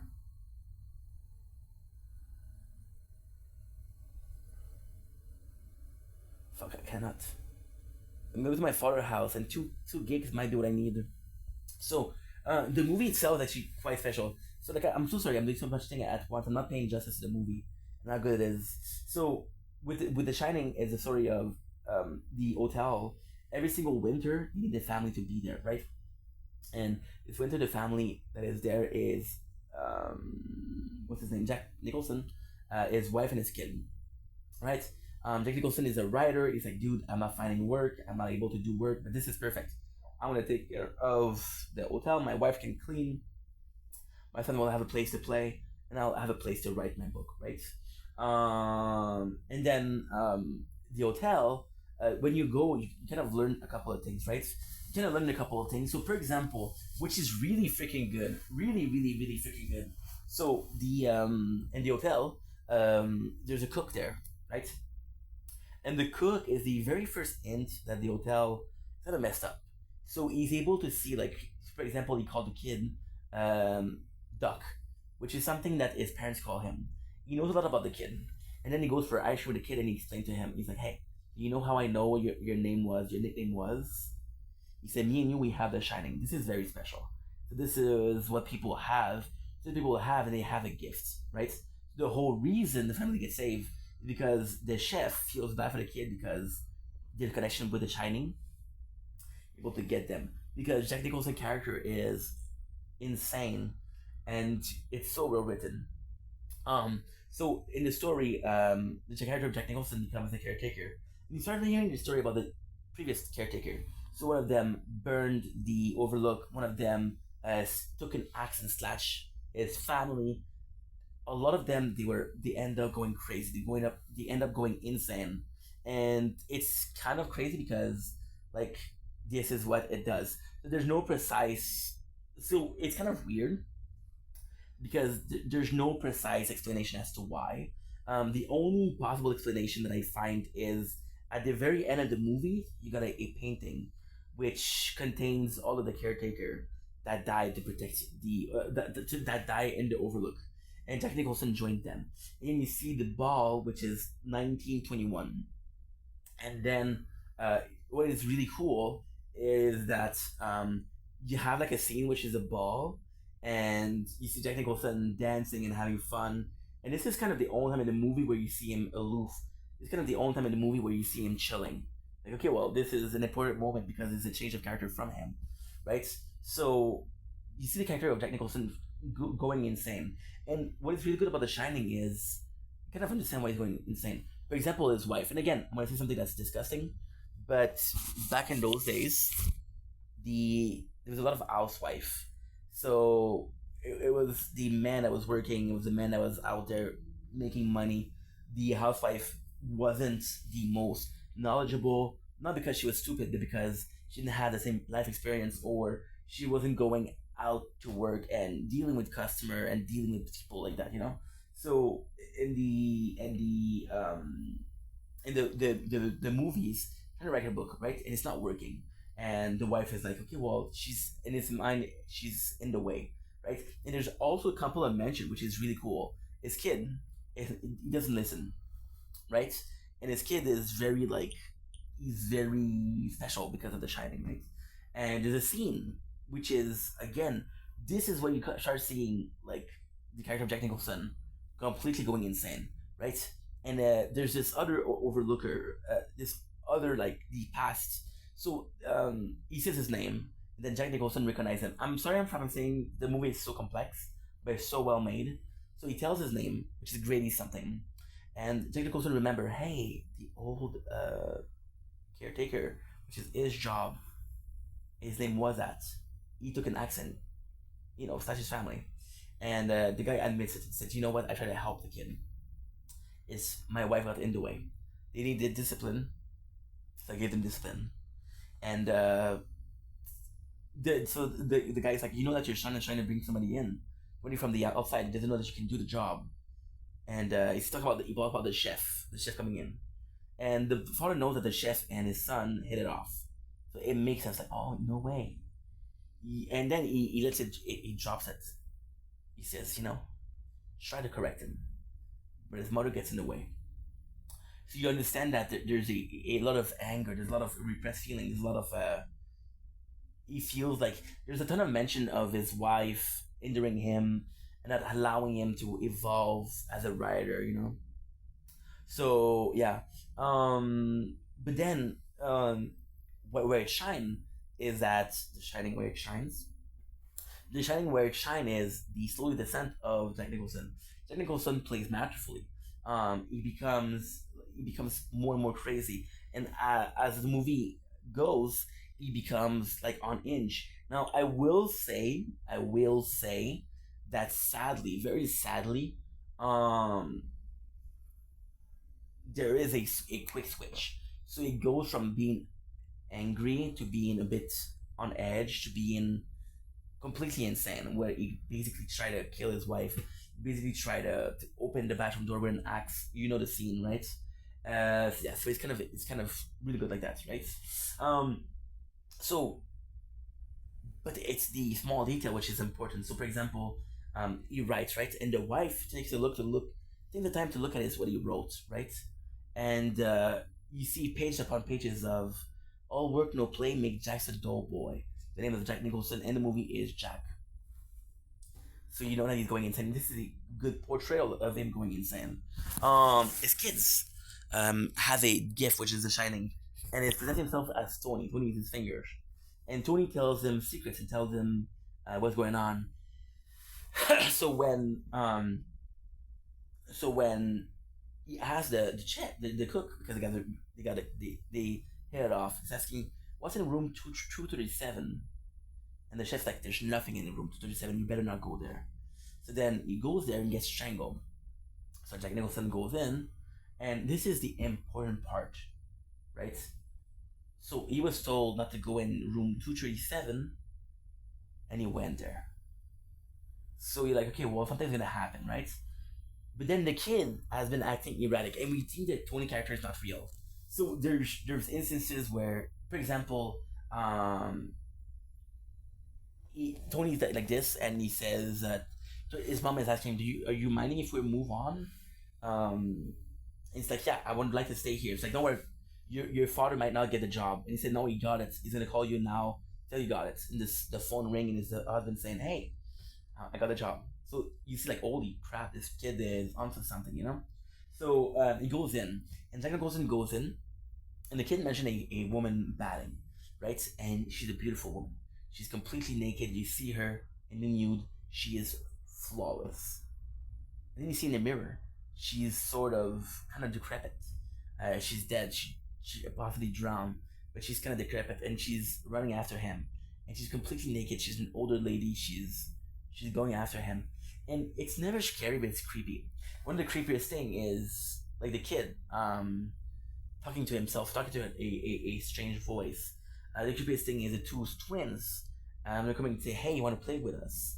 And then you realize that the twin are the twin that are the previous caretaker slash open, right? You realize that Jack Nicholson takes up of everything. For example, they want to leave. He breaks the radio. He breaks the snow. There's no patrol or something like that. So they're not able to escape. So the movie itself is fantastic. In the book, they burn it down. In this one, they don't burn it down. So the movie itself is actually really good. It's more on the creepy side. But what is the beauty of the movie itself is the era. So in the 90s, again, small budgets, you get things like Monday morning, you get things like Tuesday. It's very chapter-like, which is something I adore. You go in for the chapters and you're like, okay, you know what? This is really well made. Moving on, we got Survival of the Dead with Greg Nicotero.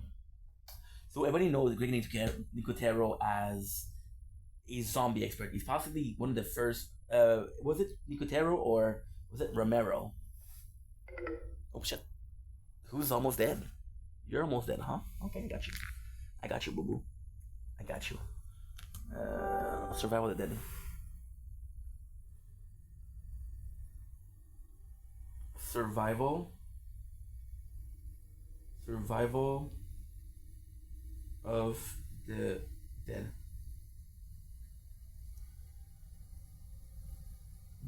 George A. Romero. Yeah. George A. Romero. So the movie is freaking flies. Shouldn't let some monster in the house. I should clean them at least, because I got a lot of flies. Not a lot, but I got 4 or 5, which is a lot. George A. Romero is very known in the zombie kind of the forefather. Him and Romero, they kind of establish rules for the zombies. So the movie starts. There's 2 clans. There's one clan that says, "Hey, we're on an island. Everything we need. We got farms. We got food. We're good." Right? but they're zombies. And what happened is they're zombies that are gonna end up killing us. And if we don't kill them, we're in danger. Our only source of worry is zombies. And they kill zombies. There's a really good scene. So the first clan, or the first group, goes in, knocks at the door. Where the parents said, hey, we heard that your kid had an accident. And the father's like, yeah, my daughter, she fell off her bike. It's like, no, I'm talking about the son. Then you realize that the son got hit by a car. He died, he turned into a zombie. He bit his sister. Right? So he goes to kill him. He goes to kill the two kids. Now there's a second group that comes in. The second groups are like, you know what? No way. No. No way. No. These people can be safe. They're sick. But they can be safe. And then that clan is stronger, so they banish the first clan off, right? Which is kind of like a really good, kind of like a good way to put things, because like, okay, well, there's two mentalities, there's two clan, they both represent a mentality, there's no middle ground, it's just black and white, right? And then what happened is, the story cuts off there. The first clan is on the boat, they're leaving. Then we go to their main group, which is sort of like a military group, and they have each other's back. There's 5 of them. Super interesting character. There's a girl, a lesbian, talking about how she's missed everything. There's they call him the Mexican dude, but he's super kind. He's the funny guy of the group. There's the leader. Then there is the faithful right arm. So you got like a really cool group, And then they go in, and they find out that there's 3 people, right? And those 2 people are trying to, they're aggressive. They raise their weapon. The army group kill them. So enter the 6th member, which is a kid or a teenager, which is a very popular actor, wimpy kid, very popular. They have 100, and he's an important character because you see his mentality through him. You see the evolution through him. You got a reason to explain everything over again. You got a reason to explain how they believe, what they do think, because this guy is new to the group, right? Which is super interesting. What is really cool about the movie is the movie itself makes zombies a reality. So there's a talk show, and they're doing zombie jokes, right?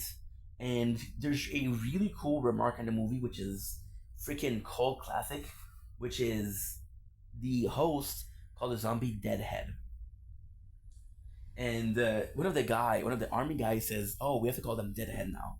What is this world becoming?" So it's kind of like it's sort of really cool because they talk about the PC culture, politically correct culture. So now they're on the internet and they're seeing one of the clan that got kicked off. Said, "Hey, if you're able fighter and you want to do a change for your country, or you want to do the world a better place, come and join us. We're a group of survivor." So then there's the 2, right? So the movie is actually really good. They will go back on the island, and the island will trying to take it over because it's a safe place. Why is it a safe place? Because there's no in and out, right? The only people there are survivors, and there's no new zombie. There's no risk. It's safe, right? One of the coolest thing is you establish that at the beginning, there's a father. The father has 2 daughters, so there's a lot of infighting within the family. But the daughter's gonna be important later on, right? So you go in, you meet the 2 clan. Our group decides to stick with the clan that if they'll kill them because they're not human, right? Then there's a zombie outbreak just to show them, right? And just to show them and saying like, hey, guess what? Those people are not human. Now the second clan, which believes that those people are sick, does a perfect thing. He takes the second daughter of the main guy, or the chief of the clan of people that believe that zombies should be killed, and he's like, hey, you think they're not human? Kill your own daughter. Go ahead. And then the daughter, she's a zombie, recognizes her sister, which I think they're twin or something, and she's like, then she's like, her sister's like, no, wait, Dad, she recognizes me. So she goes in and they're holding hand, and then the twin sister bites her, which makes her a zombie, right? So then he loses both his daughter, right? The story is actually really good because at the end you realize that none of them was right. None of them was right. The answer is to kill the zombies, but the answer is you're gonna kill all zombies, right? So the movie itself is actually really good. Actually, like a really important in the zombie scene because we're one of the first zombie movie, not the first zombie movie ever made, but in the specific genre, I have to explain as to why zombies are what they are. Exploring what can we do with the genre of zombies is very important. My problem with the movie is simple. I have been watching Walking Dead for a while, and in The Walking Dead, this plot line of are zombies sick people, are zombies like we can save them, is something that we're seeing over and over and over and over and over again. It's seen 4 or 5 times. For example, it's seen with the farm where Urshel thinks the zombies are can be saved. It's scenes with Maggie and Lizzie and her sister, where Lizzie's like, no, they're alive. You cannot kill them. They're alive, right? And she feeds them. You look at the another one, which is the Whisperer. The Whisperer, which they live among the zombies. And like, hey, you can guide them. They're still there, right? And then you see them with the enemy, the Variant, right? With the Variant, which is sort of zombies, capable sentient zombies. So yeah, so that's pretty much it. So because I saw this multiple times, it didn't have the impact. So when you're watching the movie Survival of the Dead, you're supposed to ask yourself, if I was in the movie, which clan would I choose? But you don't, because you see it more time than once with Walking Dead. And lastly, we got Monster Hunter. So I'm gonna be honest, not a fan. Well, not a fan, but never got really introduced to these Monster Hunter series. My issue with the Monster Hunter series is that I played on PSP, on the first version, and I wasn't a fan of the fact that I had to, because I like to grind, I like to collect everything. So I was basically playing. I played for like 10 hours, and I was basically playing, and I was looking up like solution online, and they were saying like, okay, well, this is where you get your second weapon, right? So I was using all the durability to one weapon. I was going to get this second weapon, but I didn't have any good weapons. I would get killed. So like, it's a grinding, but to get to grind, you need to use your primary resources, get secondary resources. You don't have your primary resources, but to move on, you need your first resources. So it's kind of fucked up. And then you have to sell the thing that you grind for to buy the primary resources. Like, what's the point of grinding if I'm using everything and I'm doing such a small profit? So I wasn't really a fan of it. However, the movie is actually really good. Is a perfect example to it. It's sort of weird because they're not going in depth enough in my taste. So, for example, so is this group of mercenary that goes in through like a portal. Into the portal, they go to the Monster Hunter world, and the group gets killed really quickly. The only one that survives is the main character, which is again Alice from Resident Evil, or I don't know, I don't remember her name. I'm sorry if you're watching this, which is super cool. And there was a photos on Instagram lately of her son and her daughter, and they're picture perfect. It's crazy, right? So yeah, so with that, so so she's able to survive through her friends dying, giving her time. So then she meets this guy, and this guy is actually knowing how to fight. He's really able to fight, so they get to know each other. He teaches her how to survive. There's really cool, really cool training scene. Then we meet Ron Perlman, which is I'm a big fan of because of his Hellboy movie, but it's a kind of Anarchy, and I'm a really big fan. So he goes in and he shows them like, hey, we know your world. You're not the first one to come here. I'm gonna help you get to your world. Shira. The movie shines and is monster elements. For example, the monster are super well made. It's very clever. For example, there's a part of the movie where you cannot defeat that guy, but if you take this one person poison and you poison the guy, you can kill him. That actually is really cool. The fact that he's teaching her the kid that she finds that is used to monster, the teacher is absolutely phenomenal. But there's a lot of there's a lot of flaw though. For example, she's being used as bait once, and then she's like, okay, well, I'm super thirsty. He tells her, hey, there's water there, drink it. And then there's another enemy. He's like, ha, you're bait again. So it's supposed to be this really funny moment, but like, dude, you already used it a couple of times here. You get the whole crew of the main character die, and their death doesn't serve really a purpose. Like, oh my god, this world is dangerous. That's it. right? You got Ron Perlman coming in, and there's a whole group of survivor. There's cat. There's, if you know the Monster Universe, the Monster Hunter universe. There's literally cats. There's a lot of cats. Sure, as a companion, I'm not really sure because I never played. But then this is introduced, and 20 minutes later, they're not. The movie is ending. So you spend such a long time trying to fight one enemy to get to your truck because there's weapon on the truck. Do you realize that the weapon that you were able to use on the truck, they're not that useful. The weapon that you ended up using before are way more useful. You go back to your world because you open up a portal. Enemies are slipping through. You defeat the enemy. That's it. So the movie is actually pretty good. It's entertaining. It's not the most interesting movie. It's not the best movie I've ever seen. There's a lot of effort in the graphics. The graphics are really well made. The CGI is really well made. But it falls short. There's time where it's trying to be funny, but it's not funny. There's time where it's trying to be a good action movie, but the action is so short. For example, there's a monster called Diabolos, which is crazy strong, right? And we go through every single technique to fight him off. And we're going through everything to fight him off. And we succeed in fighting him off because she's able to make him slower, that she's using a rocket launcher, and she's able to kill him. Then no, because at the end what happened is the guy that trains her jump on his head, is using the sword, and plants it in the head of the Diabolo. It's like, all that's it for mission to get the weapon when the one that you had was already enough. So there's a lot of going around in circle, which I didn't really enjoy. So yeah, that is pretty much it. So otherwise, pretty good movie. I don't know if I would recommend it. It's just that I watched Underworld 1, which was great. I watched The Shining, which was great.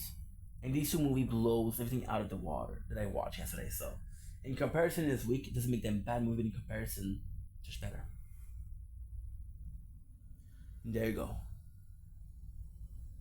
Holy. It's 7:23. Woo! Don't blink, it's your boy Ink from Computer Show. We're doing well, having a fantastic day on this glorious, and I do mean glorious, freaking day 278. I do have to hurry. I have to go to my father's house in not too long, and very, very soon. So we're gonna do a short tower talk where, of course, I'm gonna talk about every single playthrough because every single playthrough doesn't need to be talked about. There hasn't been anything new, so I want to apologize because yesterday was yesterday was Monday. I ended up not having Wi-Fi. The modem overeats. I was sleeping through most of it. I ended up not being able to purchase every single one of the event rallies that I wanted to buy. So that kind of sucks. So I'm sorry about that. We messed up. It's my fault. We messed up because of that. So I do apologize. And I was trying my best to do everything, but we weren't able to. And that sucked because we did work our best. So I'm in a hurry. I'm going to talk about two playthroughs though.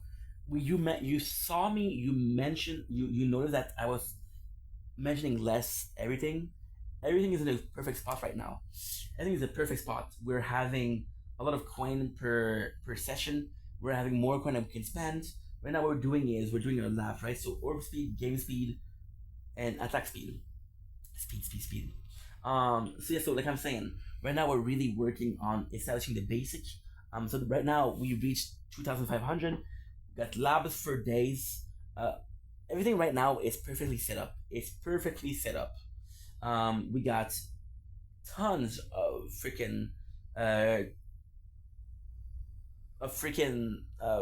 labs. We got Death Wave. We got Chrono Field. No more batteries.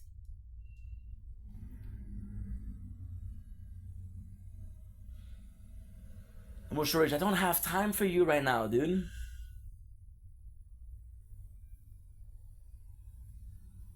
Two, three, four. Okay.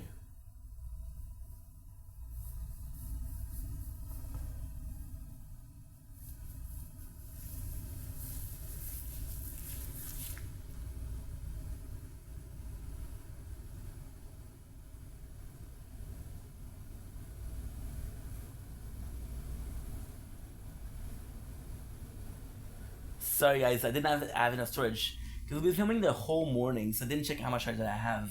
So like I'm saying, for this, for everything we have everything. We have lab for ultimate weapon, photo field, death wave.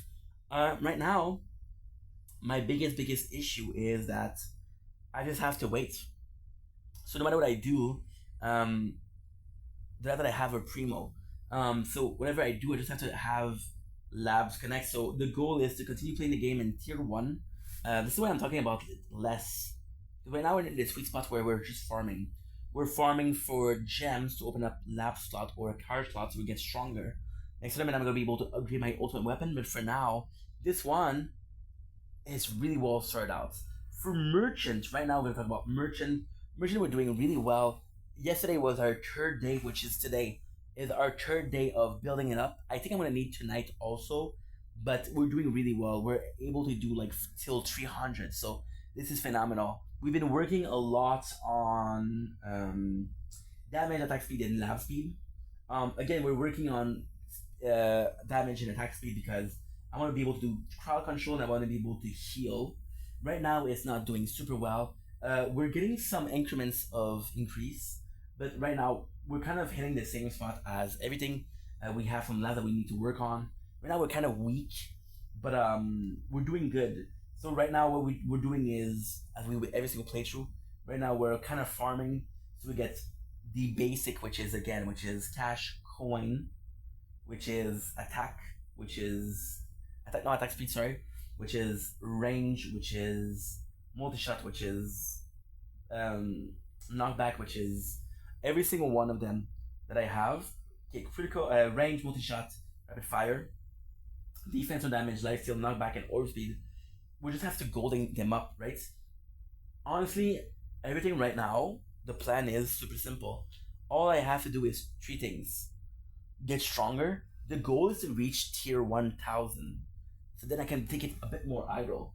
The goal is just to buy all of these reward to go ahead and buy the free upgrades.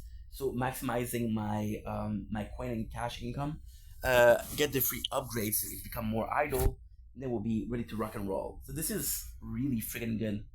This is really freaking good. Right now we're still at 2.5. What I'm gonna do is I'm gonna go to my father's house soon. I'm gonna move on to game speed. I should be able to do it by tonight. Tier 3.5 or 4. Tonight again is time to just farm.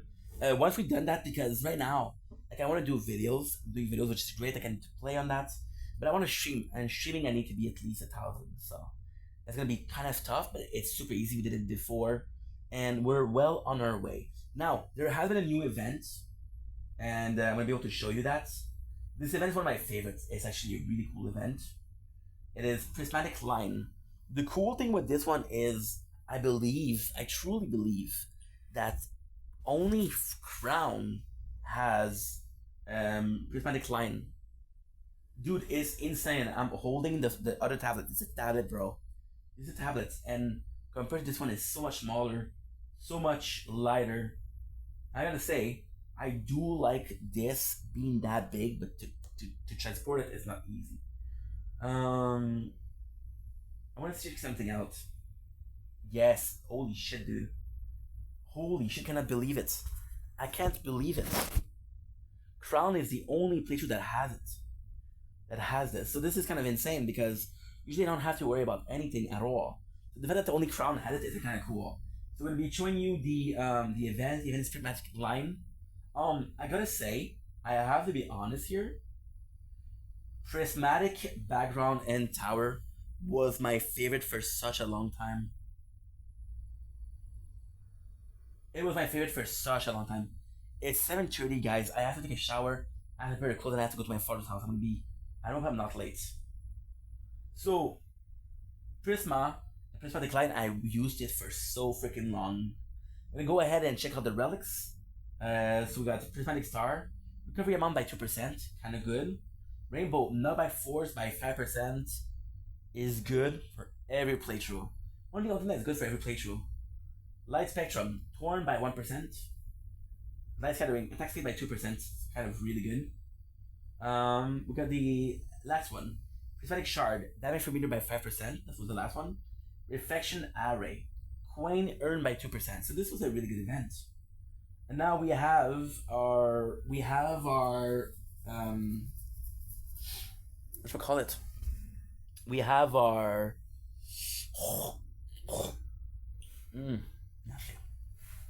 we have our rotating relics.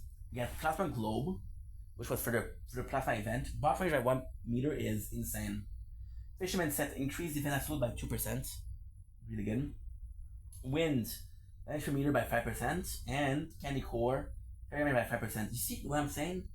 It does feel like there's so much more. So much more. Relics for offensive. I'm heard it's just a short the tower. It's just that I'm learning with time that, like, for example, like most of my playthroughs right now are in a state of limbo. For example, Frenchie and VODs, they only have 2 slots. The next thing, but this is not gonna be always gonna be that way, because I'm telling you, like in 2 weeks, 2 weeks or maybe a month, I don't know. I have to say, I don't know. I'm gonna have enough to do everything. For example, with Resistance, right? I have an event where I have to buy 8 card, right? You guys know that, not a big deal. That's not complex, right? Well, the event where we have to buy the card, I have what? I got maybe 2 more events where I have to buy every single card. The rest are all taken care of.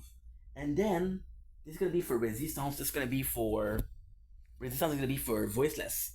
So I'm gonna be able to buy all the card slots. So I'm gonna be moving on a lot faster. We might make it out of, I hope so, fuck. We might make it out of freaking Platinum League. That would be so nice, right? I'm actually really excited about what life has in store for us. But like I'm saying right now, and also you have to understand that a lot of the labs that I'm doing with playthroughs takes months, maybe like a year. Like lab speed takes years to finish. Right? Years. Now this is not true. So for example, if you start today, or if you start like a year ago and you didn't touch it, and then you're at a certain point and then you use Elite Cell, it takes a lot less time. But to beat that, you have to do a lot of shit. And most people won't do that, a lot of shit. So yeah, so most of my playthroughs, they're kind of limbo right now, and they're waiting for a lab to finish, right?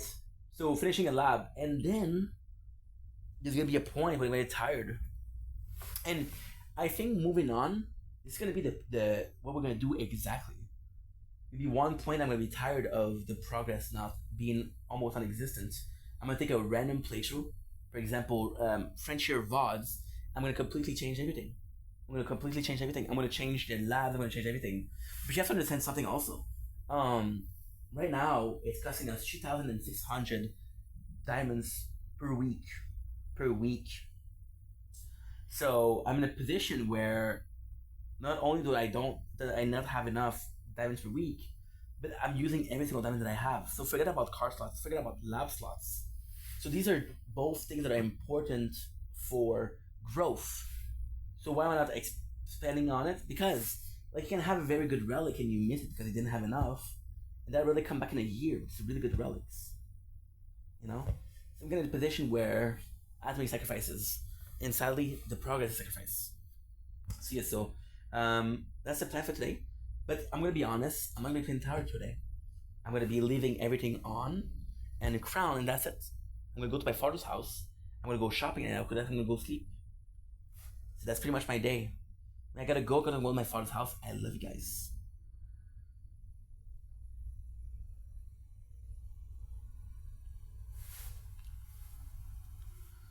Okay.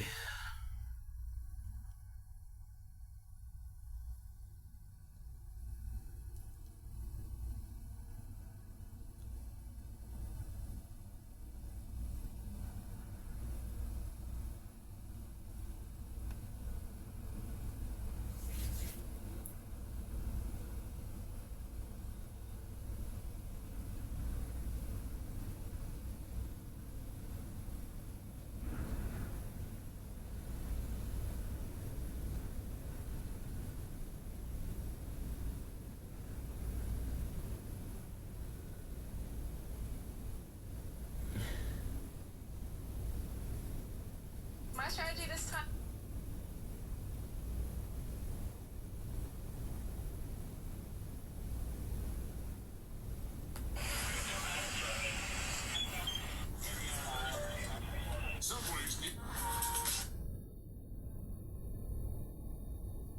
Would you rather spend money on gas or charge this for pennies?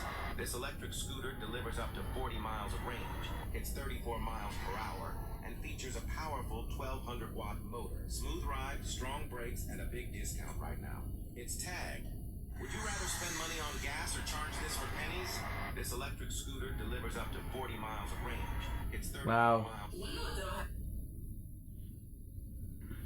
Alors comment se passent les ventes de nos mini-motos? On n'en a pas vendu une seule. Quoi? D'autres arrivent à écouler tout leur stock plein tarif et nous, même avec une grosse réduction, on n'en vend pas? Peut-être que notre réduction est trop grosse. Les gens pensent que c'est trop beau pour être vrai. N'importe quoi. C'est une offre limitée dans le temps. Elle est équipée d'un moteur essence 409 cc, fiable et sécurisé, de pneus tout-terrain et d'un frein à disque arrière pour une meilleure maîtrise. La selle est rembourrée, les guidons sont réglables. Le tout pour un max de confort. C'est tout.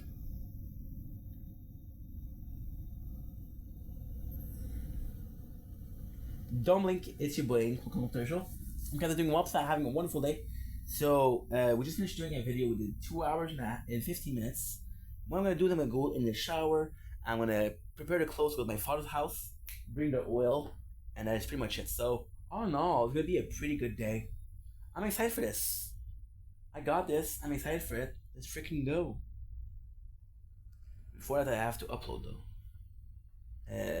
Good. So what can I upload?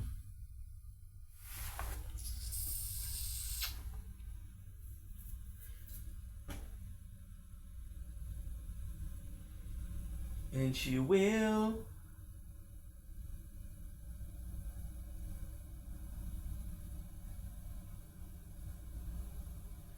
Day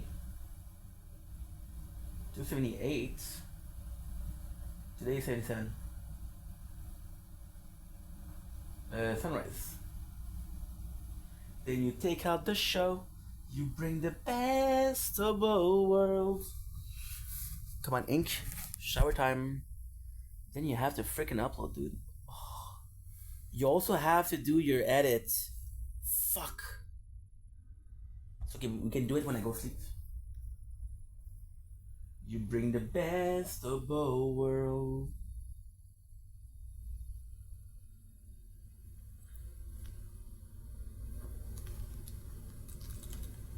Guys, I'm gonna go in the shower, but I have to put the AC on.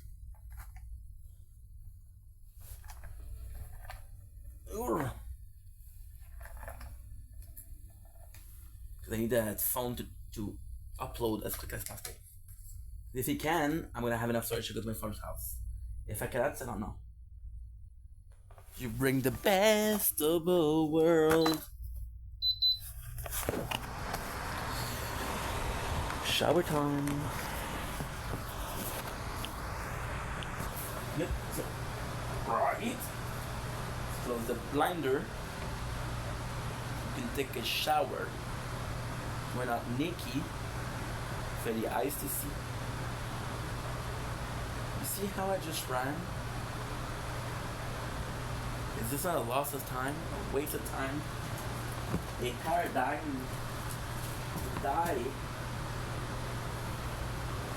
tasting like freaking lime.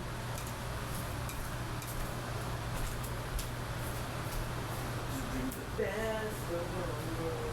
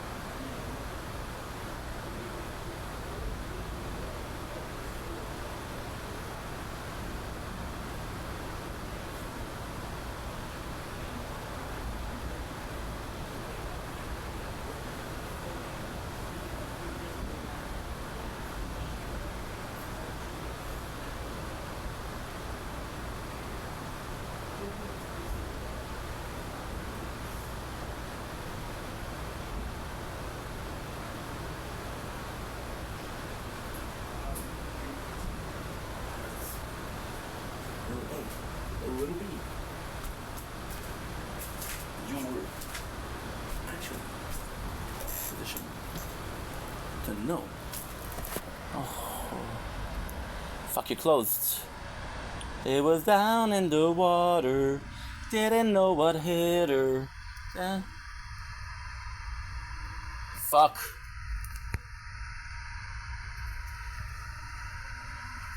It's 50. Yeah, I'm gonna be late.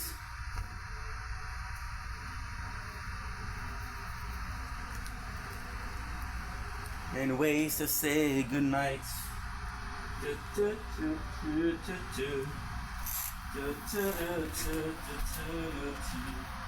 Like I should. Meant to be.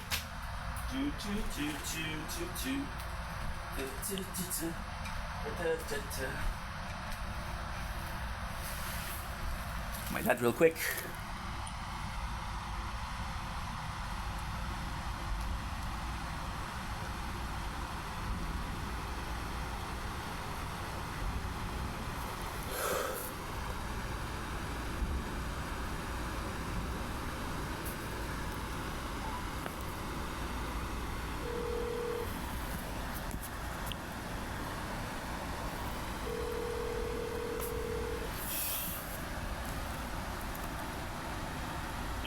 Là-bas, ça va?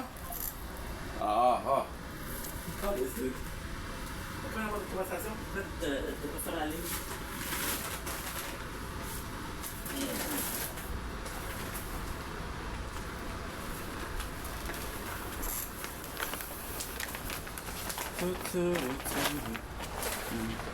She said you're meant to be, that it's not you, it's me.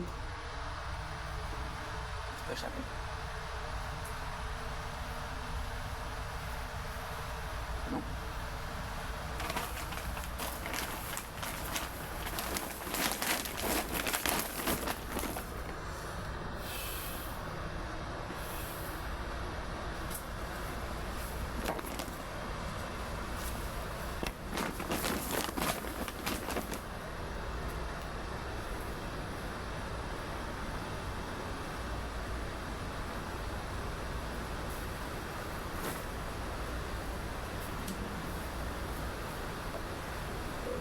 Ugh.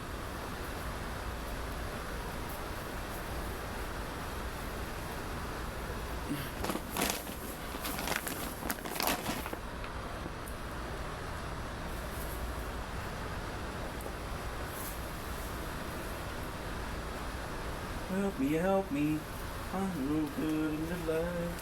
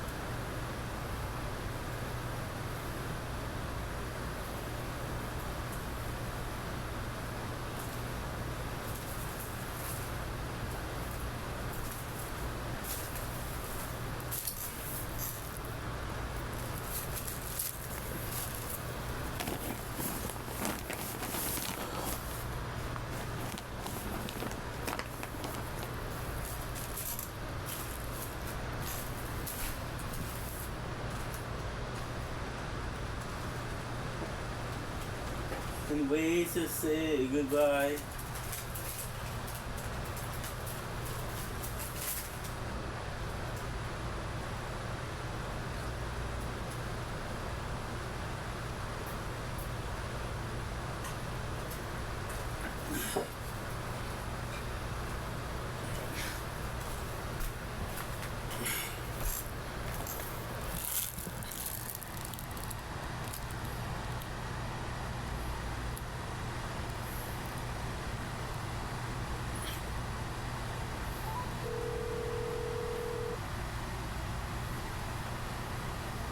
Oui, pas ça va?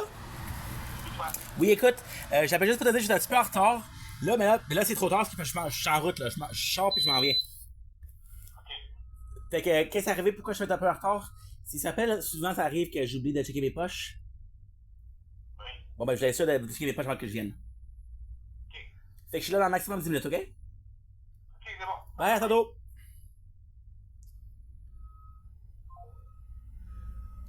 Okay, good. So now we get a bunch of plates to close. Bon. What? I ain't got time for you. I ain't got time for you to call me, dude. Drop the tablets. They're not broken, but fuck, dude, you have to be more careful.